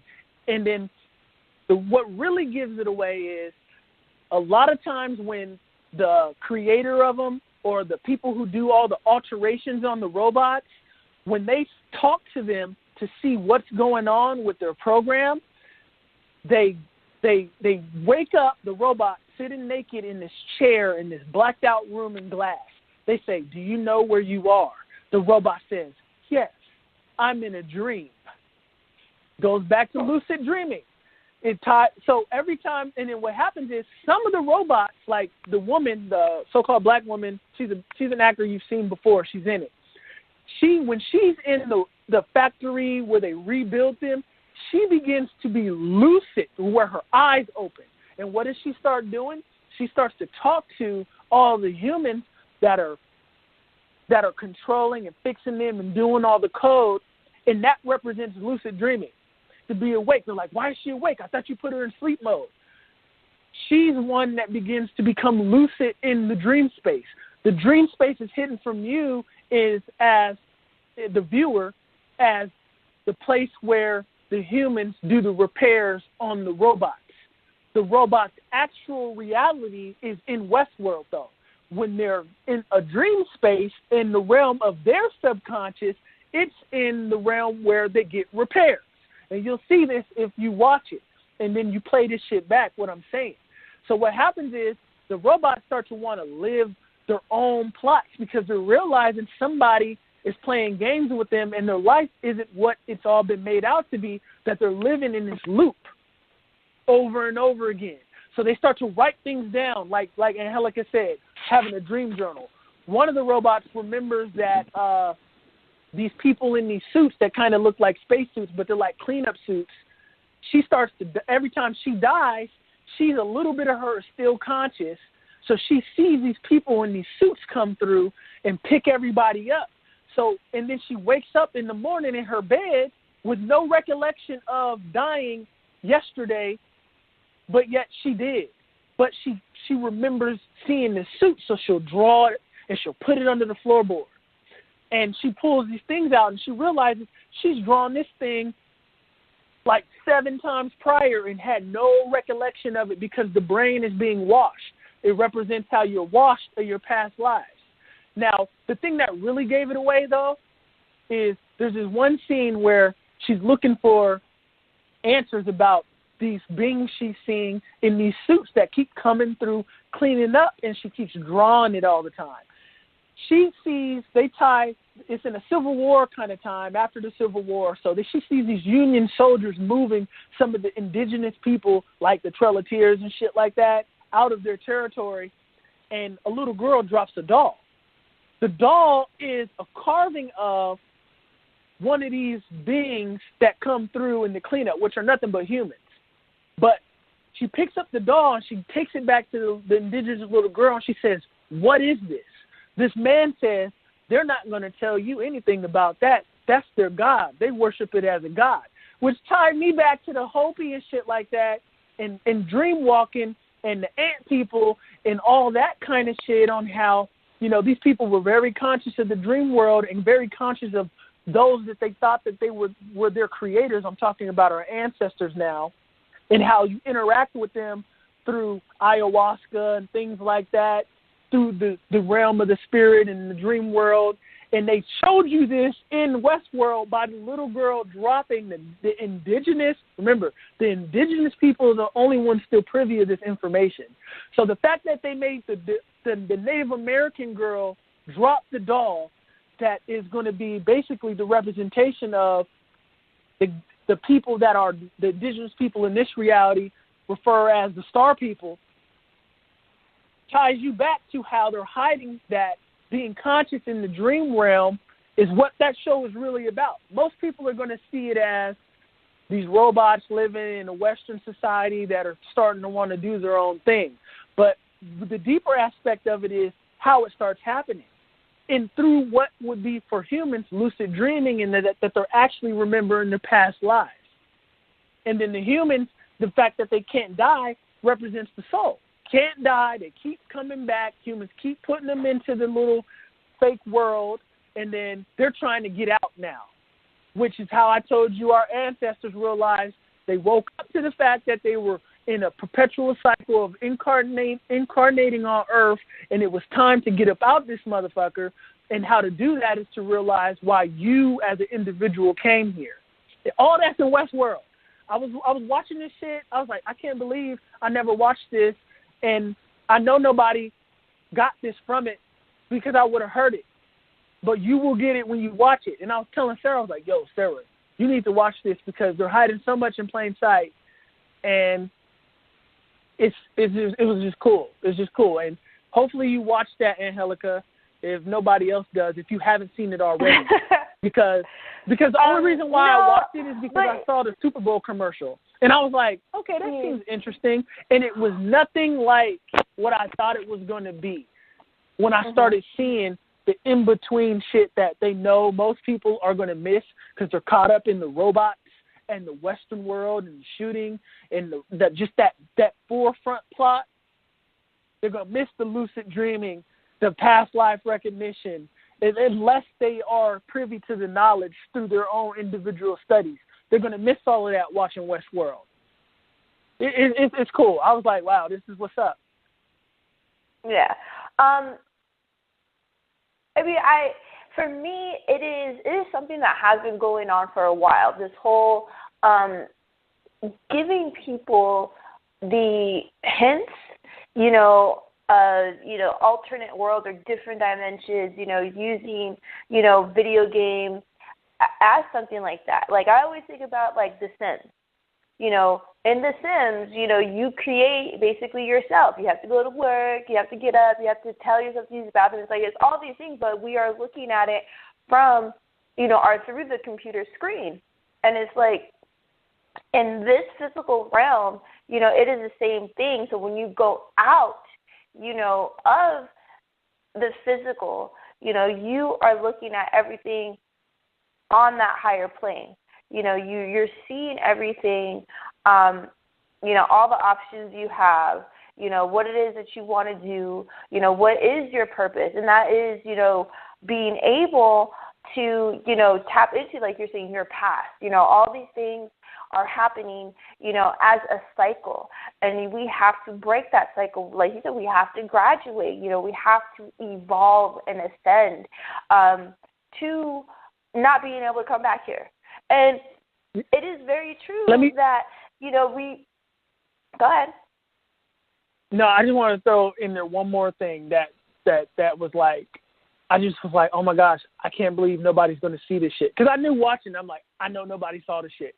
There's this one scene where, I don't know her name, but she's a light-skinned lady with curly hair. She's one of the main robots in it. They call them hosts, right? Like I told you, she becomes conscious in the astral plane, which in this show is going to be back in the lab where they do the arctifications. And she's blackmailing two of the workers. She starts to get them to alter her consciousness, in a sense, to making her more intelligent and all that kind of shit.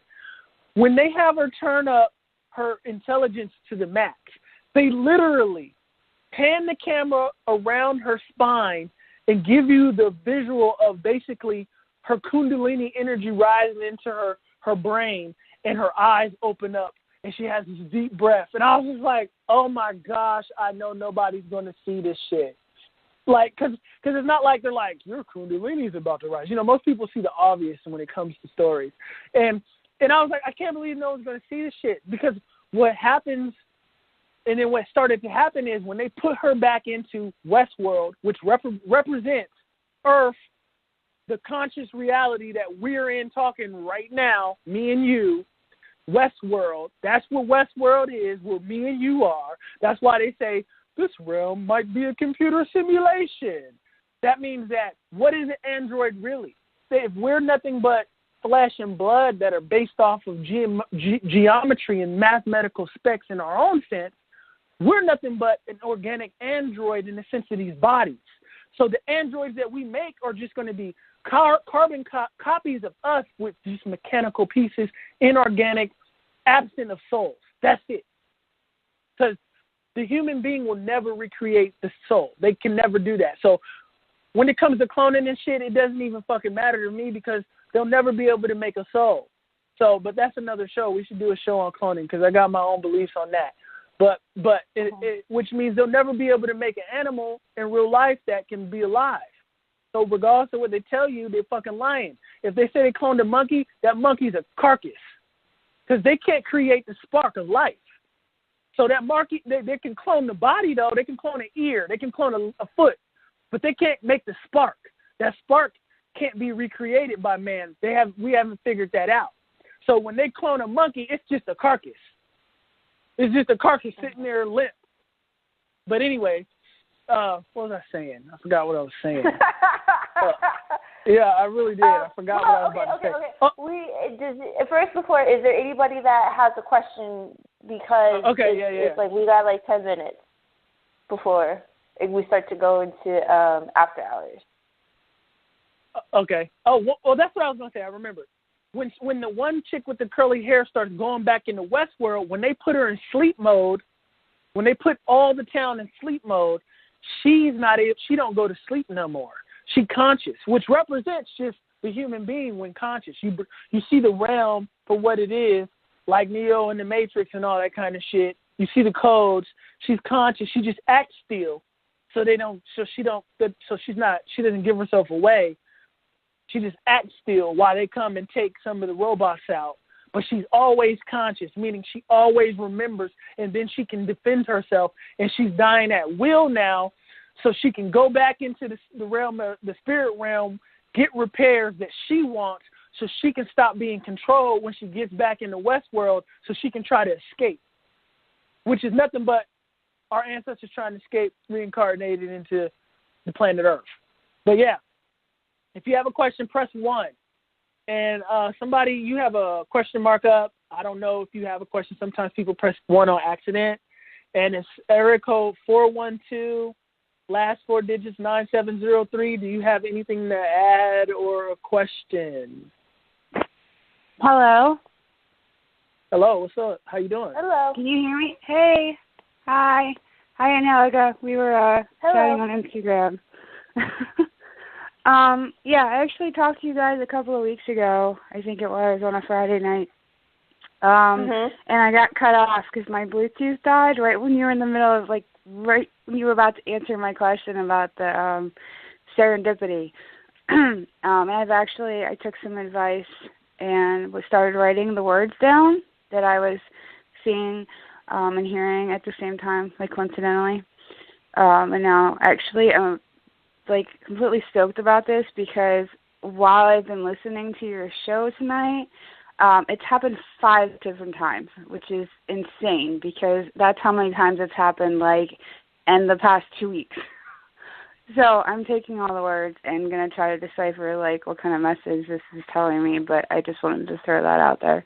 My question really has to do with, you guys are talking about the Astral Realm, and dreams, and I wanted to know, I guess, your thoughts on premonition dreams that end up coming true and that are completely unrelated to anything you as a person. I had nothing to do with the events that I had dreams about, and sometimes it's immediate and sometimes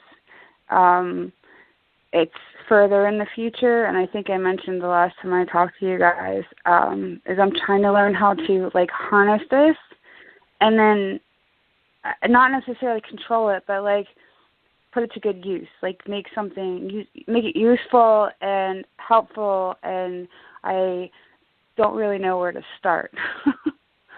I have a question. Some pretty big events. Sure. I have a question. When it comes to your premonitions, when you're saying they unfold and it has something to do with people outside of you and you're not involved in it at all? Yeah, it's had 2 really big events happen, and I've actually never told anybody publicly about it because it scares the living shit out of me. And I honestly thought I would have the FBI at my door or some crap. That's okay. How, I had a dream about the 9/11, the night before it happened. And I don't know if you guys remember the Columbine shootings, but I was pregnant with my oldest, who actually turned 18 today. I bolted up out of bed, sweating and crying, and then turned on the TV and was maybe 15, 16 minutes later, and I'm I completely collapsed. I had almost a mini nervous breakdown because I'm going, I just saw that. But I wasn't sleeping with the TV on or radio, it scared me so bad. I think I told you guys before, I stepped back from doing anything.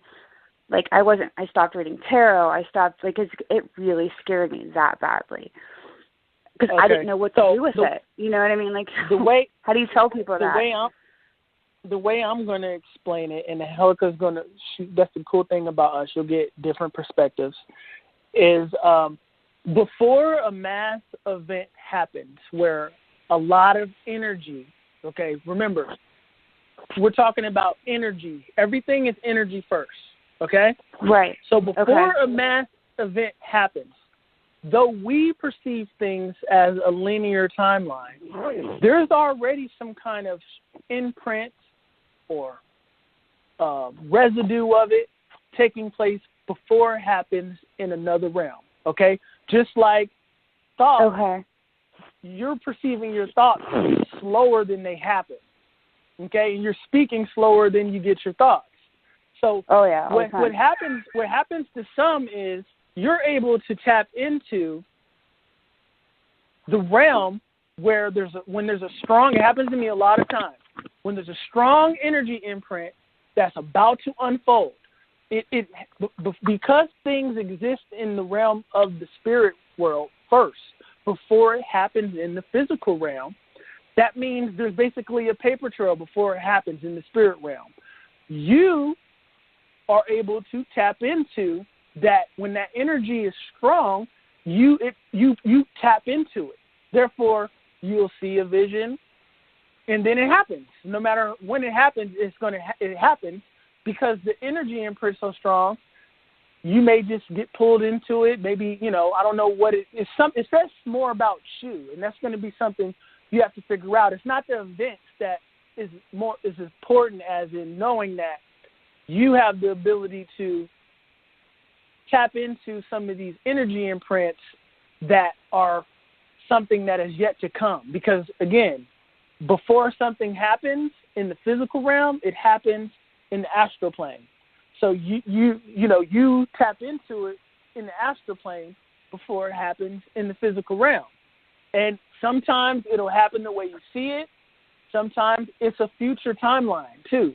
Sometimes it's a possible future timeline. So, they don't always unfold. What it'll be is, it's like if things continue to go the way it's going, the energy, the conscious energy, if people keep making the decisions that they're making going on that path, then, yeah, it's going to happen the way you'll see it. That's why a lot of times seers will say, it doesn't always come out the way I see it, because it doesn't mean the person isn't really having visions. What it means is everything can be changed. It's about choices and cause and effect. So the cause and effect is the humans moving around, making decisions. Whether it happens or not is if they continue to go on that path. So I'm going to say you just have the ability to tap into the astral imprint of things before it manifests in the physical realm. That's what I'm going to say, to just tie it up. So since I, like I said, I stepped back. I mean, my son just turned 18 today. Columbine happened over 18 years ago. The 9/11 thing happened. He was, I think, a year and a half old-ish. I mean, what was that, 2001? Yeah, that's when that happened. I'm trying to think. Sorry. So, I mean, like I said, I was terrified. Like, I packed away all my books. I packed away all my tarot cards. Like, I packed away everything and just kind of, because, I had a kid, and I was terrified that something, like, I had no idea what was going on and how to use it, and I thought that, like, not that I was making things happen. Like, I don't believe I have that power over something that big. I mean, I know I have the power to change things around me and change myself, but it wasn't really that. I didn't know what I didn't know, and I was scared. So now, recently, I've met some people that are, like, in tune with and open to, and I was telling Angelica that a friend of mine and I, like, literally just this week launched a vision board workshop, like, small business we're going to be doing. And we're actually going to start with some of the women's shelters around here and offer our services for free to help, like, to teach these women who are basically at rock bottom and feeling hopeless, that they have the power to change what's going on in their lives. I mean, I've been very close to that position myself. Like, I mean, if it wasn't for letting a friend letting us stay with us, we would have been there. I would have been there with my children. And I've utilized some of these services that are connected to the shelters, and she's the same way. And I met her like I met you guys by chance. Like, I was selling T-shirts, and I took a chance, and I was like, hey, do you need shirts for your business? Blah, blah, blah, blah, blah. Anyways, she started opening up to me about certain things, and we connected on that level. And then, like, it's just amazing. Like we were talking about the last time we talked, the people that you attract into your life when you start looking in other directions, when you start letting go of the negative and, you know, breeding basically the positive, is the way I kind of like to think about it, is, you know, the more positive you send out there. So I guess I don't know where to go from here to kind of get back to, like, it's hard to decipher now. Like, I've had 2 pregnancy dreams. There's like 0.0001% chance I can ever get pregnant again. So I know that that's not what's happening, but we were talking about, like, birthing new ideas, and that is completely relevant to my dreams. Mm-hmm. Like, I had this big, giant baby boy. He was huge. He was this chunky monkey, and I remembered every detail of the dream. And once we broke it down, it was like, okay, well, this is all symbolic. It's not something that's going to physically happen the way it happened in my dream, but it's symbolic of all of these things we've been working on, and that was awesome. But I guess, like, I feel like if I could figure out how to, like I said, harness this, I could do something really amazing with it, and not just for myself, but for lots of other people. I don't know where to start. Like, I don't. Like, and I listened to your whole podcast tonight, so I'm going to take the suggestions that you guys made about, you know, lucid dreaming and whatnot. And I don't keep the TV on or anything. The lucid dream is basically the gateway into your premonitions. If you're not someone that has them wakefully, like some people say they have them, but it's a way to continue to experience it, to control it, to be able to have them whenever you want. When it comes to major events, I'm sure it's possible. You know, you just got to place that intent out there, because you're going to be able to make anything happen, because remember, it's all about your mental state. So you just have to write into your mind what happens for you, and just know that that's what happens for you. There's nothing to be scared about, because like I mentioned before, you can't experience anything that you don't want to happen. See, a lot of times when we fear something, we sit with it so long to where you're going to manifest it, because you're sitting with it. So if you know that your mind is the key to it all, you're not going to sit with things you don't want to experience, you know? So you seem like you got a handle on it when it comes to interpreting the symbolism of everything. You know, what does a sun mean to you? You know, what does that mean to you? Because, you know, a sun means certain things to different cultures. To some cultures, the sun is the thing that continues, you know, the family line and creates another form of protection and all of that kind of stuff. So, you know, you're birthing something that's going to be somewhat similar to some of these things, but ultimately it's what does the sun mean to you? Because whatever you're manifesting, this thing you're building up, this thing you're incubating, because that's what pregnancy is, an incubation period, right? Whatever you're birthing is going to relate to you like a sun does to you. What does a sun mean to you? And if it's a big sun, it's going to be a lot of huge. So, yeah, it's going to be a lot of that. It was a big baby. But see, and then I had another dream, like maybe a week ago, that scared me, because it was like, it scared me until I tried to start to dissect it. And it was more like, okay, I had the baby, but for some reason the hospital thought I didn't want it, and it took it away. And I woke up freaking out, and I'm like, what the heck is going on here? Like, this is insane. And you showed us tonight, just in your brief conversation, that you fear your gifts. You fear what you possibly could manifest to yourself. Yeah. You're right about that. You manifest something, and then the hospital takes it away. So since we're talking about manifestation, birthing, the one and the same, incubation periods, holding it in your mind, vibrating on it, you're birthing it, and then you yourself want your gifts to be taken away, because you fear them at the same time as you value them. So that, you see what I'm saying? That's exactly right, because I have chronic illnesses, and I'm terrified that I'm going to get into something that I can't physically keep up with, because that's been my experience for the past, 6 years. So that's on point. Like, I can't even deny that. That's something I'm personally working on. trying to get past that. So, but that makes sense. Yeah, it makes perfect sense. And you asked about what you could do to get over, that fear. First, what I would suggest, is that acceptance. Accepting that you have this gift and accepting that, it's coming to you for a reason, and it's up to you to figure out that reason, by dissecting it. But there's nothing to fear about it. That fear of, your physical illness is just a manifestation, as what I was saying, of your mental. It's that fear of, I can't do anything. What am I supposed to do, with this information? And that going into the scared mode and survival mode, blocking yourself. Like we talked about Constantine, the psychic, the girl denied everything, because in the movie she had a twin sister. I don't know if you've seen Constantine, but she had a twin sister who would openly express, what she saw. She saw spirits, she saw these visions, and her parents put her in the mental hospital. So the other twin, who also saw this stuff, saw what they were doing to her, so she mentally told herself that she doesn't see anything, to the point where she didn't.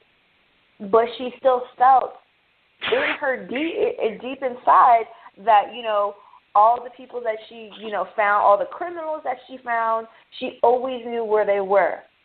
So it's about being open and accepting your gifts, because they are given to you for a reason, and there's no reason to fear them.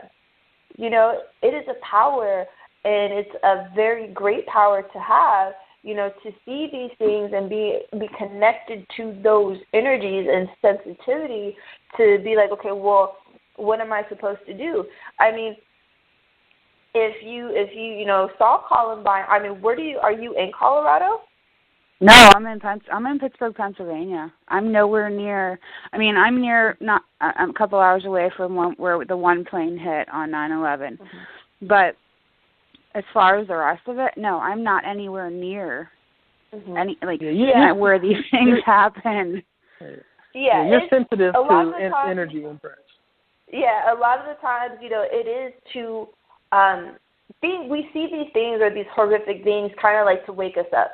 It's like that spark, that trauma. You don't think that you have this gift, where I'm going to show you, that you have this. And okay, it is scary. It is scary to see these things happen and feel helpless. But it's like knowing that gives you the power of, like, okay, I know this is going to happen. How am I going to react to it? How can I deal with this energy, and how everybody else's energy is going to change? So that gives you an advantage. Like G.I. Joe says, knowing is half the battle. If you know something could go this way, it's like, well, I know it's going to happen this way, but I can change that if I react a different way. And so, go ahead, I'm sorry. And the other thing that I would suggest doing is meditating or getting some malachite, because malachite is a very, very healing and aligning stone. To clear, your energy field, and also rose quartz. It is a stone of unconditional love. So it's like you have to unconditionally love all aspects of yourself and not fear them.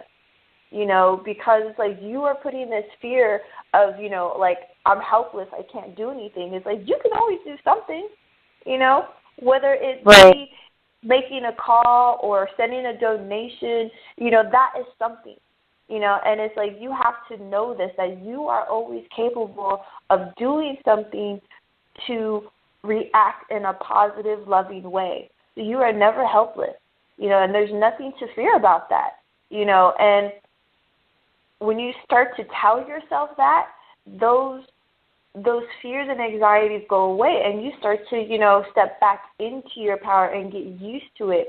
And, you're already starting to do that by dissecting your dreams and understand, like, there's nothing to fear there. It is there for you to understand them, and look at the bigger picture. It could be, a new project, a new venture. It could be somebody close to you having a child. You don't know, but it's the fact that, what are you going to do with it? Are you going to be happy? Are you going to be, excited? What's the preparation going to go on, to bring this, if that's what you really want? Because like Boyd said, it is, a timeline. We have different timelines. We do experience, a lot of deja vu where it's like, okay, I know, I felt this, I've been here before, but in this instance it's happening, one way, where in my vision it happened a different way. So there's all kinds of possibilities and opportunities to do and to experience, different things, but it's up to you to decide what to do with that energy. So you're kind of telling your higher self that it's like, I want my gifts, but I want you to take them away, because you're straddling the line, and you want them, but you're scared of them. So you have to decide, because your gift is going to be where you birth that baby. The things that we manifest for ourselves are a result of our gifts that are unique to us. So in some way, shape, or form, whatever you have created that's your gifts for yourself, that's going to be the path to that big old baby that you're birthing. And you don't want that to be taken away. So, you have to build that confidence and just know, it's mental. It's all mental. So you only are fearing the things that you're fearing. You're choosing to fear on your own. And that's why they say the only thing to fear is fear itself. Because you're choosing to fear when you also, I just told you, the universe is mental, so you can't experience anything that you don't want to experience. Take your mind off of it. Wash it out. And it's hard to just say, okay, that's not going to happen, but you have to rationalize with it to get it out and just know, okay, this can't happen if I'm not sitting with it. So, I control what happens because I control it with my focus. So you bring to fruition what you're focusing on. You're going to control. You're the only person that can manifest the things that you fear. About right, and that brings me to one other thing I wanted to touch on, possibly briefly.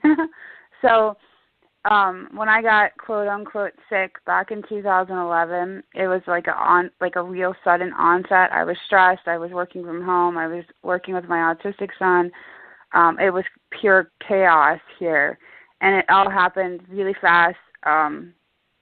And I was paralyzed for like 48 hours, had to learn how to walk. Like, it was like a stroke, and ended up, I found out about a year ago that it's a miracle that I'm alive. Nobody ever told me that when it happened. And that people don't come out of that, let alone thrive afterwards. So I kind of took that as that was my sign to stop doing all of the bull crap that I was doing at that point in time, that it wasn't serving me whatsoever. And the go mentality and being in survival mode just wasn't what I was supposed to be doing. So my body was like, okay, we're going to stop this. Like, this is not my body, my mind, whatever it was at that point in time said, we're putting an end to this before you drive yourself completely into the ground. And it took me a long time to kind of look at it that way. Because of course I went through the 7 stages of grief, to be honest with you. I mean, I was in denial, and they were telling me I'm going to get better and blah, blah, blah, blah. And that brings me to a question now that you guys we were talking about some of these other things. I'm not asking for medical advice, obviously, but do you think I have RA and I have fibromyalgia and I have some other things, and I've been talking to some other people all around the world about how this one woman actually healed her RA through diet and exercise and meditation and things. Do you think that it's possible that that I manifested this because I was terrified of doing something different. So, like, my body, this is my body's way of telling me you need to do something different. And, like, basically, do you think it's possible for somebody to make something like this go away? Because that's what I'm aiming for right now. That's why I'm starting my podcast. I'm going to talk to other women, you know, telling them there's life after chronic illness, blah, blah, blah, blah, blah. But I really have it, like, under my skin now that I'm going to make this go away. Like, I can't function fully with the way my body is responding right now. So I've been making all kinds of different changes. But, like, and that's going to be an amazing story to tell someday. But, like, I'm almost, like, I have goosebumps right now, but I almost feel like I have this power to heal myself, and that goes back to, like, what my gifts were and why they were given to me, is to show other people, like, that can be done. Like, I've been on all kinds of drugs. I've taken all kinds of medications. I've taken cancer drugs, and I had reactions, bad reactions to all of them. I can't take any of that stuff. And I almost feel like these are all signs saying, this is something you need to do for yourself. Like, you know, because there's no known cure right now, medical cure for that. So, I'm sorry. Yeah, we're not. We're not medical doctors. I was gonna suggest that listen to Victoria's the show that we did the show that you did with Victoria, the very first one, because it does talk about that. It talks about the power of your own body and things, you know, that we take in on a mental, emotional level because we're told, and the power to heal yourself, you know, by doing certain things, you know, with your diet and your mentality and how you speak to yourself and, you know, all that stuff. But yeah, it is definitely anything is possible. You know, it's about what you believe. Our bodies, you know, do miraculous things. You know, every single day. They do. and the fact is like what controls our body is our mind. It's what we tell it to do. And, you know, what we use it, you know, what we put in it, you know, gives it that energy that it needs. So when I say what we put in it, it's not only food. You know, it's about our environment and what we surround ourselves in, because that affects it as well. So it's everything. And, you know, so I would say yes, it is definitely possible, and I'm excited for you to get to that point, to know, you know, what is going on and feel like, you know, I got this. You know, nothing is going to keep you. And that is part of the journey, too, is, you know, knowing that nothing is going to stop you from doing what you feel you're here to do.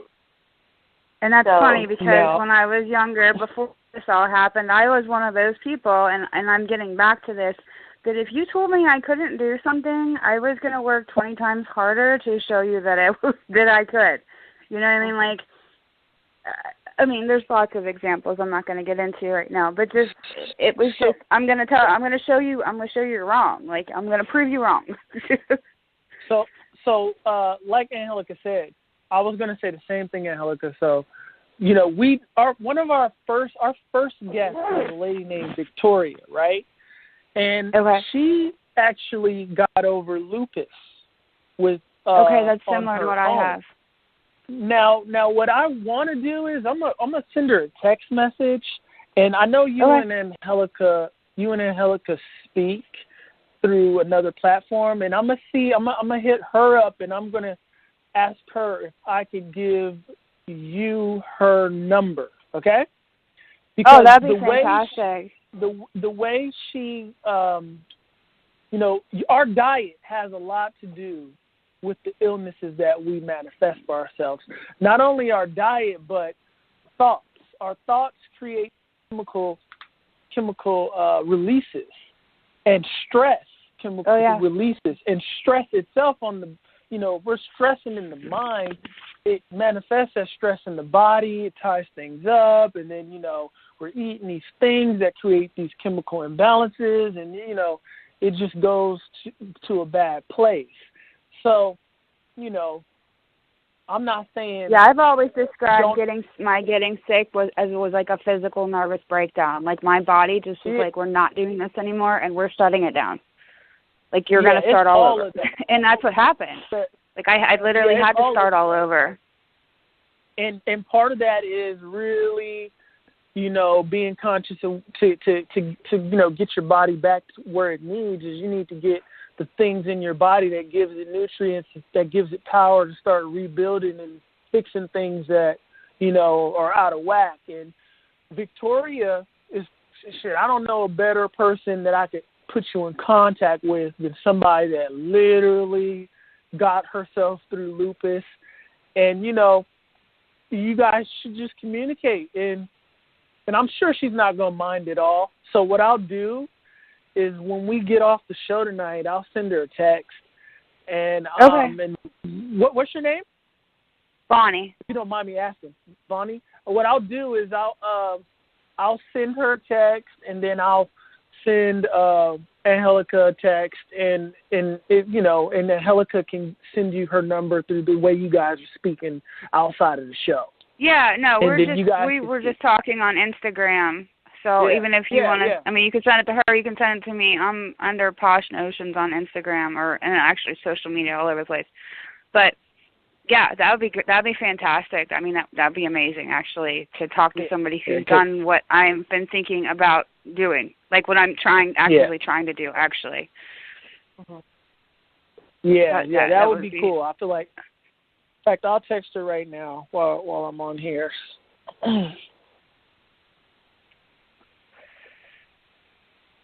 But yeah, so I feel like that would be a good thing to do. Yeah. I just feel like back to old medicine and everything, like people either didn't have this stuff or because they didn't have the same environmental factors that we have now. Like you didn't hear either that or they didn't recognize it as what it was. But they healed things naturally. Like people, I mean, they didn't live as long as we live now, but they also didn't get sick the way we get sick now. You know what I mean? Like autoimmune diseases are rampant. It's ridiculous. Like how many people are on all these different medications, and then that's all these extra toxins you're putting on your body. And I'm still taking some medication, but not nearly what I was taking even a year ago, 2 years ago. I mean, I had an entire pill box full of stuff, and now I'm taking vitamins, and I'm eating better, and, you know, doing yoga, and just all kinds of natural, and it's working better than the drugs were. I mean, and there's no side effects. There's no bad side effects. You know, there's no bad side effects of yoga except I'm sore the next day sometime. You know what I mean? Like, and that's just part of the healing process. But yeah, I've always felt like there's something more, and that's now what I'm making my focus is figuring out how to get to that more, how to be that, and then how to show other people how to do it. You know, because I've met so many poor, miserable women who are stuck in bed all day, and they've got families, and you know, it really sucks. Like I've always told everybody, my two youngest ones, and my oldest ones are obviously a gift too, but I could have very well laid around on the couch all day staring at the television because my older two at that point in time were old enough to be pretty much self-reliant. You know, they could cook, they could clean, they could do laundry, they could do whatever. And then I had two more. And it was like, okay, you've been laying around for 6 months because that's what the doctors told you to do was rest. Well, you're having a baby, and laying around is not an option. Like, you don't get to do that. You have to get up and move and chase and feed and whatever else a baby needs. And then I had another one. So it's like, okay, we're moving in the right direction here. I'm or it was a sign that I still wasn't quite where I was supposed to be. You know what I mean? Like, you need to keep moving. Like, don't sit down. It's not time to rest. Let's go. So, but that's awesome. I don't know. It's very, it's very exciting. Awesome. I mean, like I said, it is a little bit scary because you don't know what you don't know. But it's exciting to know that there's, especially now that you tell me that there's this other woman too that's done this, that's healed herself. Because I met a woman in India who I've been talking to, and she healed herself with herbs and meditation and yoga. And when I heard that, I was just like, wow. Like, and I met her by chance. Like, I don't even remember how we started talking. It was on Instagram, and it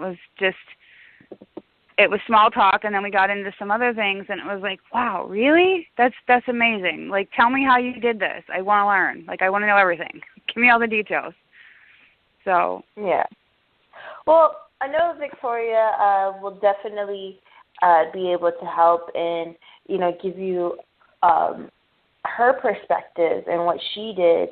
But I know that self-healing happens on many levels, so it is great and fine and dandy, to do certain things with your body, but it's also your mentality, to switch things. And like I was saying before, not to have that fear of your powers and who you are and what you're meant to do, but be confident in it, and know that everything is going to be fine. Everything is happening for your better self, for your betterment, to continue your healing journey, and there's no fear to have. Right, and Victoria's giving her number out on the show when she leaves, doesn't she? Yeah, she said it, I think, on the show. That she did. Look, write her number down now, because she gives her number out on the show. It's 4. You got a piece of paper? Give me 1 second here. Okay. I'm going to write on something I'm not going to lose. Okay, go ahead. It's 407-729-6999. And yeah, just say you were on Take the Night, and you just let her know what you're experiencing. She's real passionate about sharing her story and her journey and dietary things that can help these situations and expressing and sharing what causes these things. So I know for a fact she would like nothing more to interact with you, and you could, because I know a lot of times when we go to change our diet, it's like, okay, so what do I eat? And you want variety. So it's good to know somebody that's been there, that's in that routine, that can give you a little guidance regarding that path. So definitely. Yeah, like shoot her a text message. Yeah, ma'am. Like the one woman I was telling you about, she said about eating garlic. Another thing is, I know you say you're creating a show and you're doing things, and if you ever need if you need any assistance with your logos and stuff like that, just hit me up. I'll help you out with that. I do graphic design. That's not a problem. I would like to help that cause. I like your cause. You want to reach out. That would be fantastic.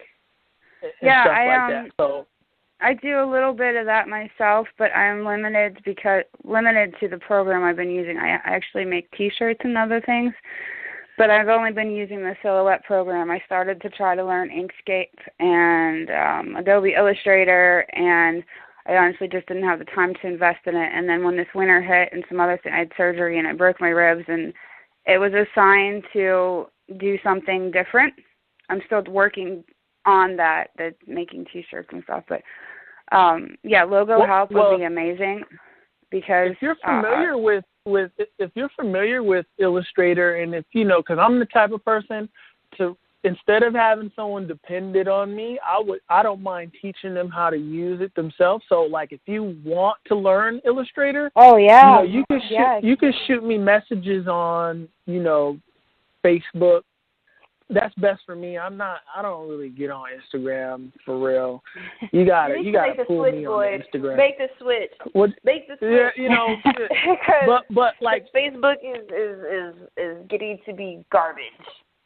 Yeah, you're right. But if you want to be able to contact me in like a more chat kind of way, like where I can assist. Yeah, Facebook. That would be awesome. It's Boyd the Boyd, and that's Boyd, and it's like the last name Theboyd. So you can find me on Facebook, and yeah, I'll answer your question. I use Illustrator myself, so okay. So I'll help you learn that. That way you can just do whatever you want to do whenever you want to do it. It's always better that way.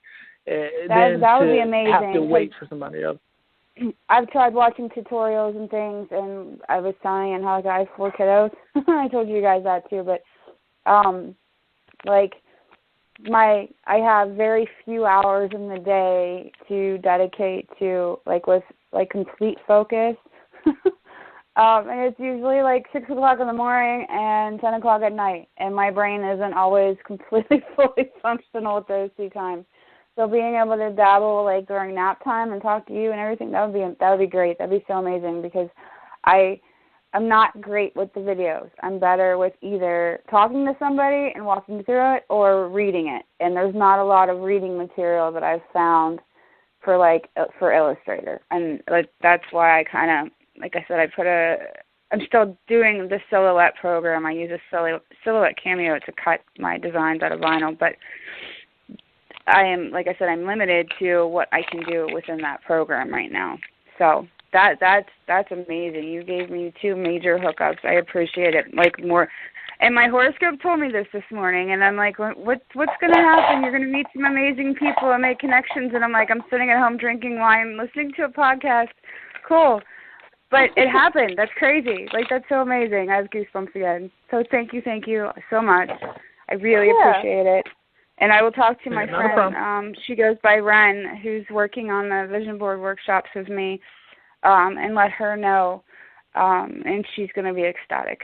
So I'm telling you, thank you from her too. So not a problem. It's amazing how things unfold. It really is. Like you were saying, when things are meant to happen and you're open to it, like how they just present themselves in front of you. You just have to grab them, you know? So that's awesome. Yep. But make sure you contact Victoria, though, because Victoria is going to be real helpful. So, hit her up. I am. Shoot her text message. I am. I wrote all this information down, and I'm going to go ahead, and I don't know where she's at, so it's pretty late here anyhow. I'm on the East Coast. She's in Florida. So probably. So she's on. Okay, so she's on. It's 11:30 here. I always send her a message first thing in the morning, so I don't risk waking her or disturbing her. Okay. And that's so awesome. I can't wait to talk to everybody. What are you guys doing on Monday? Like, what's your next show about? I'm curious. You guys do Monday and Friday, right? We spoke about it. We haven't spoke about it yet, have we? We don't know yet. No. We'll speak about it sometime this weekend, and we'll know. We might, Okay. Right? Yeah. So that's awesome. You never know with us. I have my reminders. I get, like, email reminders now, so Awesome. even if I'm distracted with the kiddos, I'm like, oh, okay, it's time to dial in. So that's great. Well, we appreciate you coming in, being part of the Take the Night family, That's what it's about. That's why when you said you were doing something, developing something, it's like that's what this is for. We want, to just, assist each other the best way we can. At least I do. So, I don't mind shooting a number to you, so on. I know that can help, or even just assisting you with with Illustrator, because it's like, what are we all here amongst each other for if we can't even do that? Yeah, and that's so great that you're saying that, because I tell you what, I've actually removed myself from a lot of Facebook groups because you ask questions and they're like, well, you can Google it. If you can ask on here, you can Google it. It's like, if I hadn't already tried to Google it and didn't get my answer, I wouldn't be here amongst the experts asking my question. So the fact that you're so freely willing to help is just, it's a godsend. It's amazing, because you come across that so rarely anymore, because people are so cynical. Like, they think you're trying to take a shortcut or take their business or whatever it is, and it's like, no, really, I just need to know how to do this one thing. I can't take over the country. I'm not stealing your business, I promise. But so that's amazing. I'm so grateful. And yeah, I look forward to hearing you guys next week and talking to you all via Facebook or Instagram or whatever. And I really, really enjoy the show. So thanks for letting me take up like half of your third of your time tonight answering my questions. No, it's all good. It was we really, appreciate really having helpful. you. So, all right, well, I'm going to say goodnight. I don't know if you guys are done or wrapping up or whatever, but I'll stay tuned and listen to the end. And I'll talk to you guys all soon. So. Awesome. Thanks, Bonnie. And Victoria just texted me back, and she said definitely give you her number. So I already did that. So make sure you hit her up, okay? Oh, great. Yeah, well, if she's awake now, then I'll just text her when I get off of here. Yes. That's great. And That's again, fantastic. have a good night, and thanks for tuning in, and keep in touch with us. Let us know what's going on with you. I will. Definitely. Thank you All so much. All right, bye-bye. No problem. Bye-bye.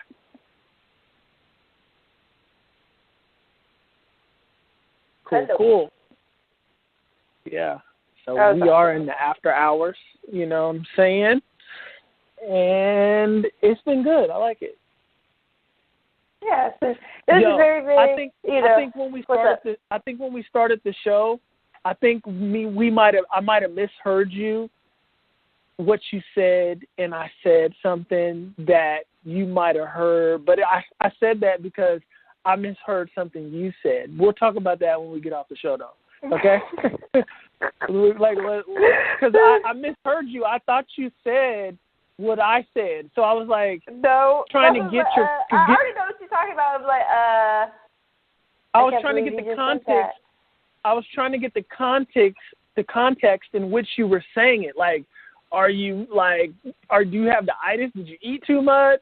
You know, because I thought that's what you, like, when you play this back, it's going to sound like when you answered, you said that. It's going to sound that way. Because I was like, but that's why I responded. Like, I was trying to figure out what you meant by it. You're funny. That's all I'm going to say is you're funny. Yeah, because that's what it sounds like you said. I promise when you play it back, I say, how you doing? And you say, it sounds like you just say that. So I was like, that's what you thought. That's what you thought I said in your head. That's not true. Maybe I'm hearing, no, watch. When you play it back, it's going to sound like you said that. It's going to sound like you said that. Because what did you say? What was the first thing you said What was the first thing you said when I said, how are you doing, Angelica? I said, I'm present. Oh, okay. So I misheard it. Yeah. It's like, dude, I said it like twice. I'm like, what? You hearing things. You hearing things. Hey, maybe I'm hearing what's to come. You know, who knows? You know, but, you know. Yeah. Why don't you give out your information so, we can. So you can find me on social media. That's Facebook, Instagram, Twitter at Serenity CMD. My website is serenitycmd.com. And you can email me directly at angel@serenitycmd.com. Yeah, and you can contact the show at takethenightradio@gmail.com. That's the email. Again, that's takethenightradio@gmail.com. Show's on Twitter at takethenight99. And we're on Facebook as Take the Night Radio. So the ad is Take the Night Radio. And you can find me on Facebook at Boyd the Boyd. So that's BOYD. THEBOYD, and that's where I'm most active. I mean, I get on Twitter once in a blue moon, and on Instagram just to post that we're about to do a show. So you can follow me on Instagram. It's simply Boyd, but who knows when you'll see a post on Instagram. I'm pretty ghost on there. And soon I'm going to be sharing with everybody this gift that Angelica sent me. It's amazing. She's a genius. She makes the most beautiful things. And you guys need to check her out on Instagram. Stop dragging your feet and check her out on Instagram and see what this woman creates because it's beautiful. So check her out. Check her out. Thank you, boys. Yeah, check her out. And I was talking to you about today. I went and I got some more supplies for my next tour tomorrow, actually. So I'm gonna be doing a couple more things that I'm really, really excited about. So, yay! Yeah, check her out. And you know, it's stuff that has value in a sense to where it benefits your personal life. A lot of times we're buying shit that has no value, like, you know, the TV and shit, that's cool, but, you know, it depreciates and it literally just conducts energy that fucks us up. So it's like, at least get an orgone piece or have her hit her up and ask her how to make them so you could place some orgone next to your TV or something, you know. She cool. Angelica's cool. She's going to answer your question. Hit her up. Ask her about orgone, please. Just ask her about it. Ask her. I'm going to say it again. Ask her about it. Hit her up. But, yeah, thank you.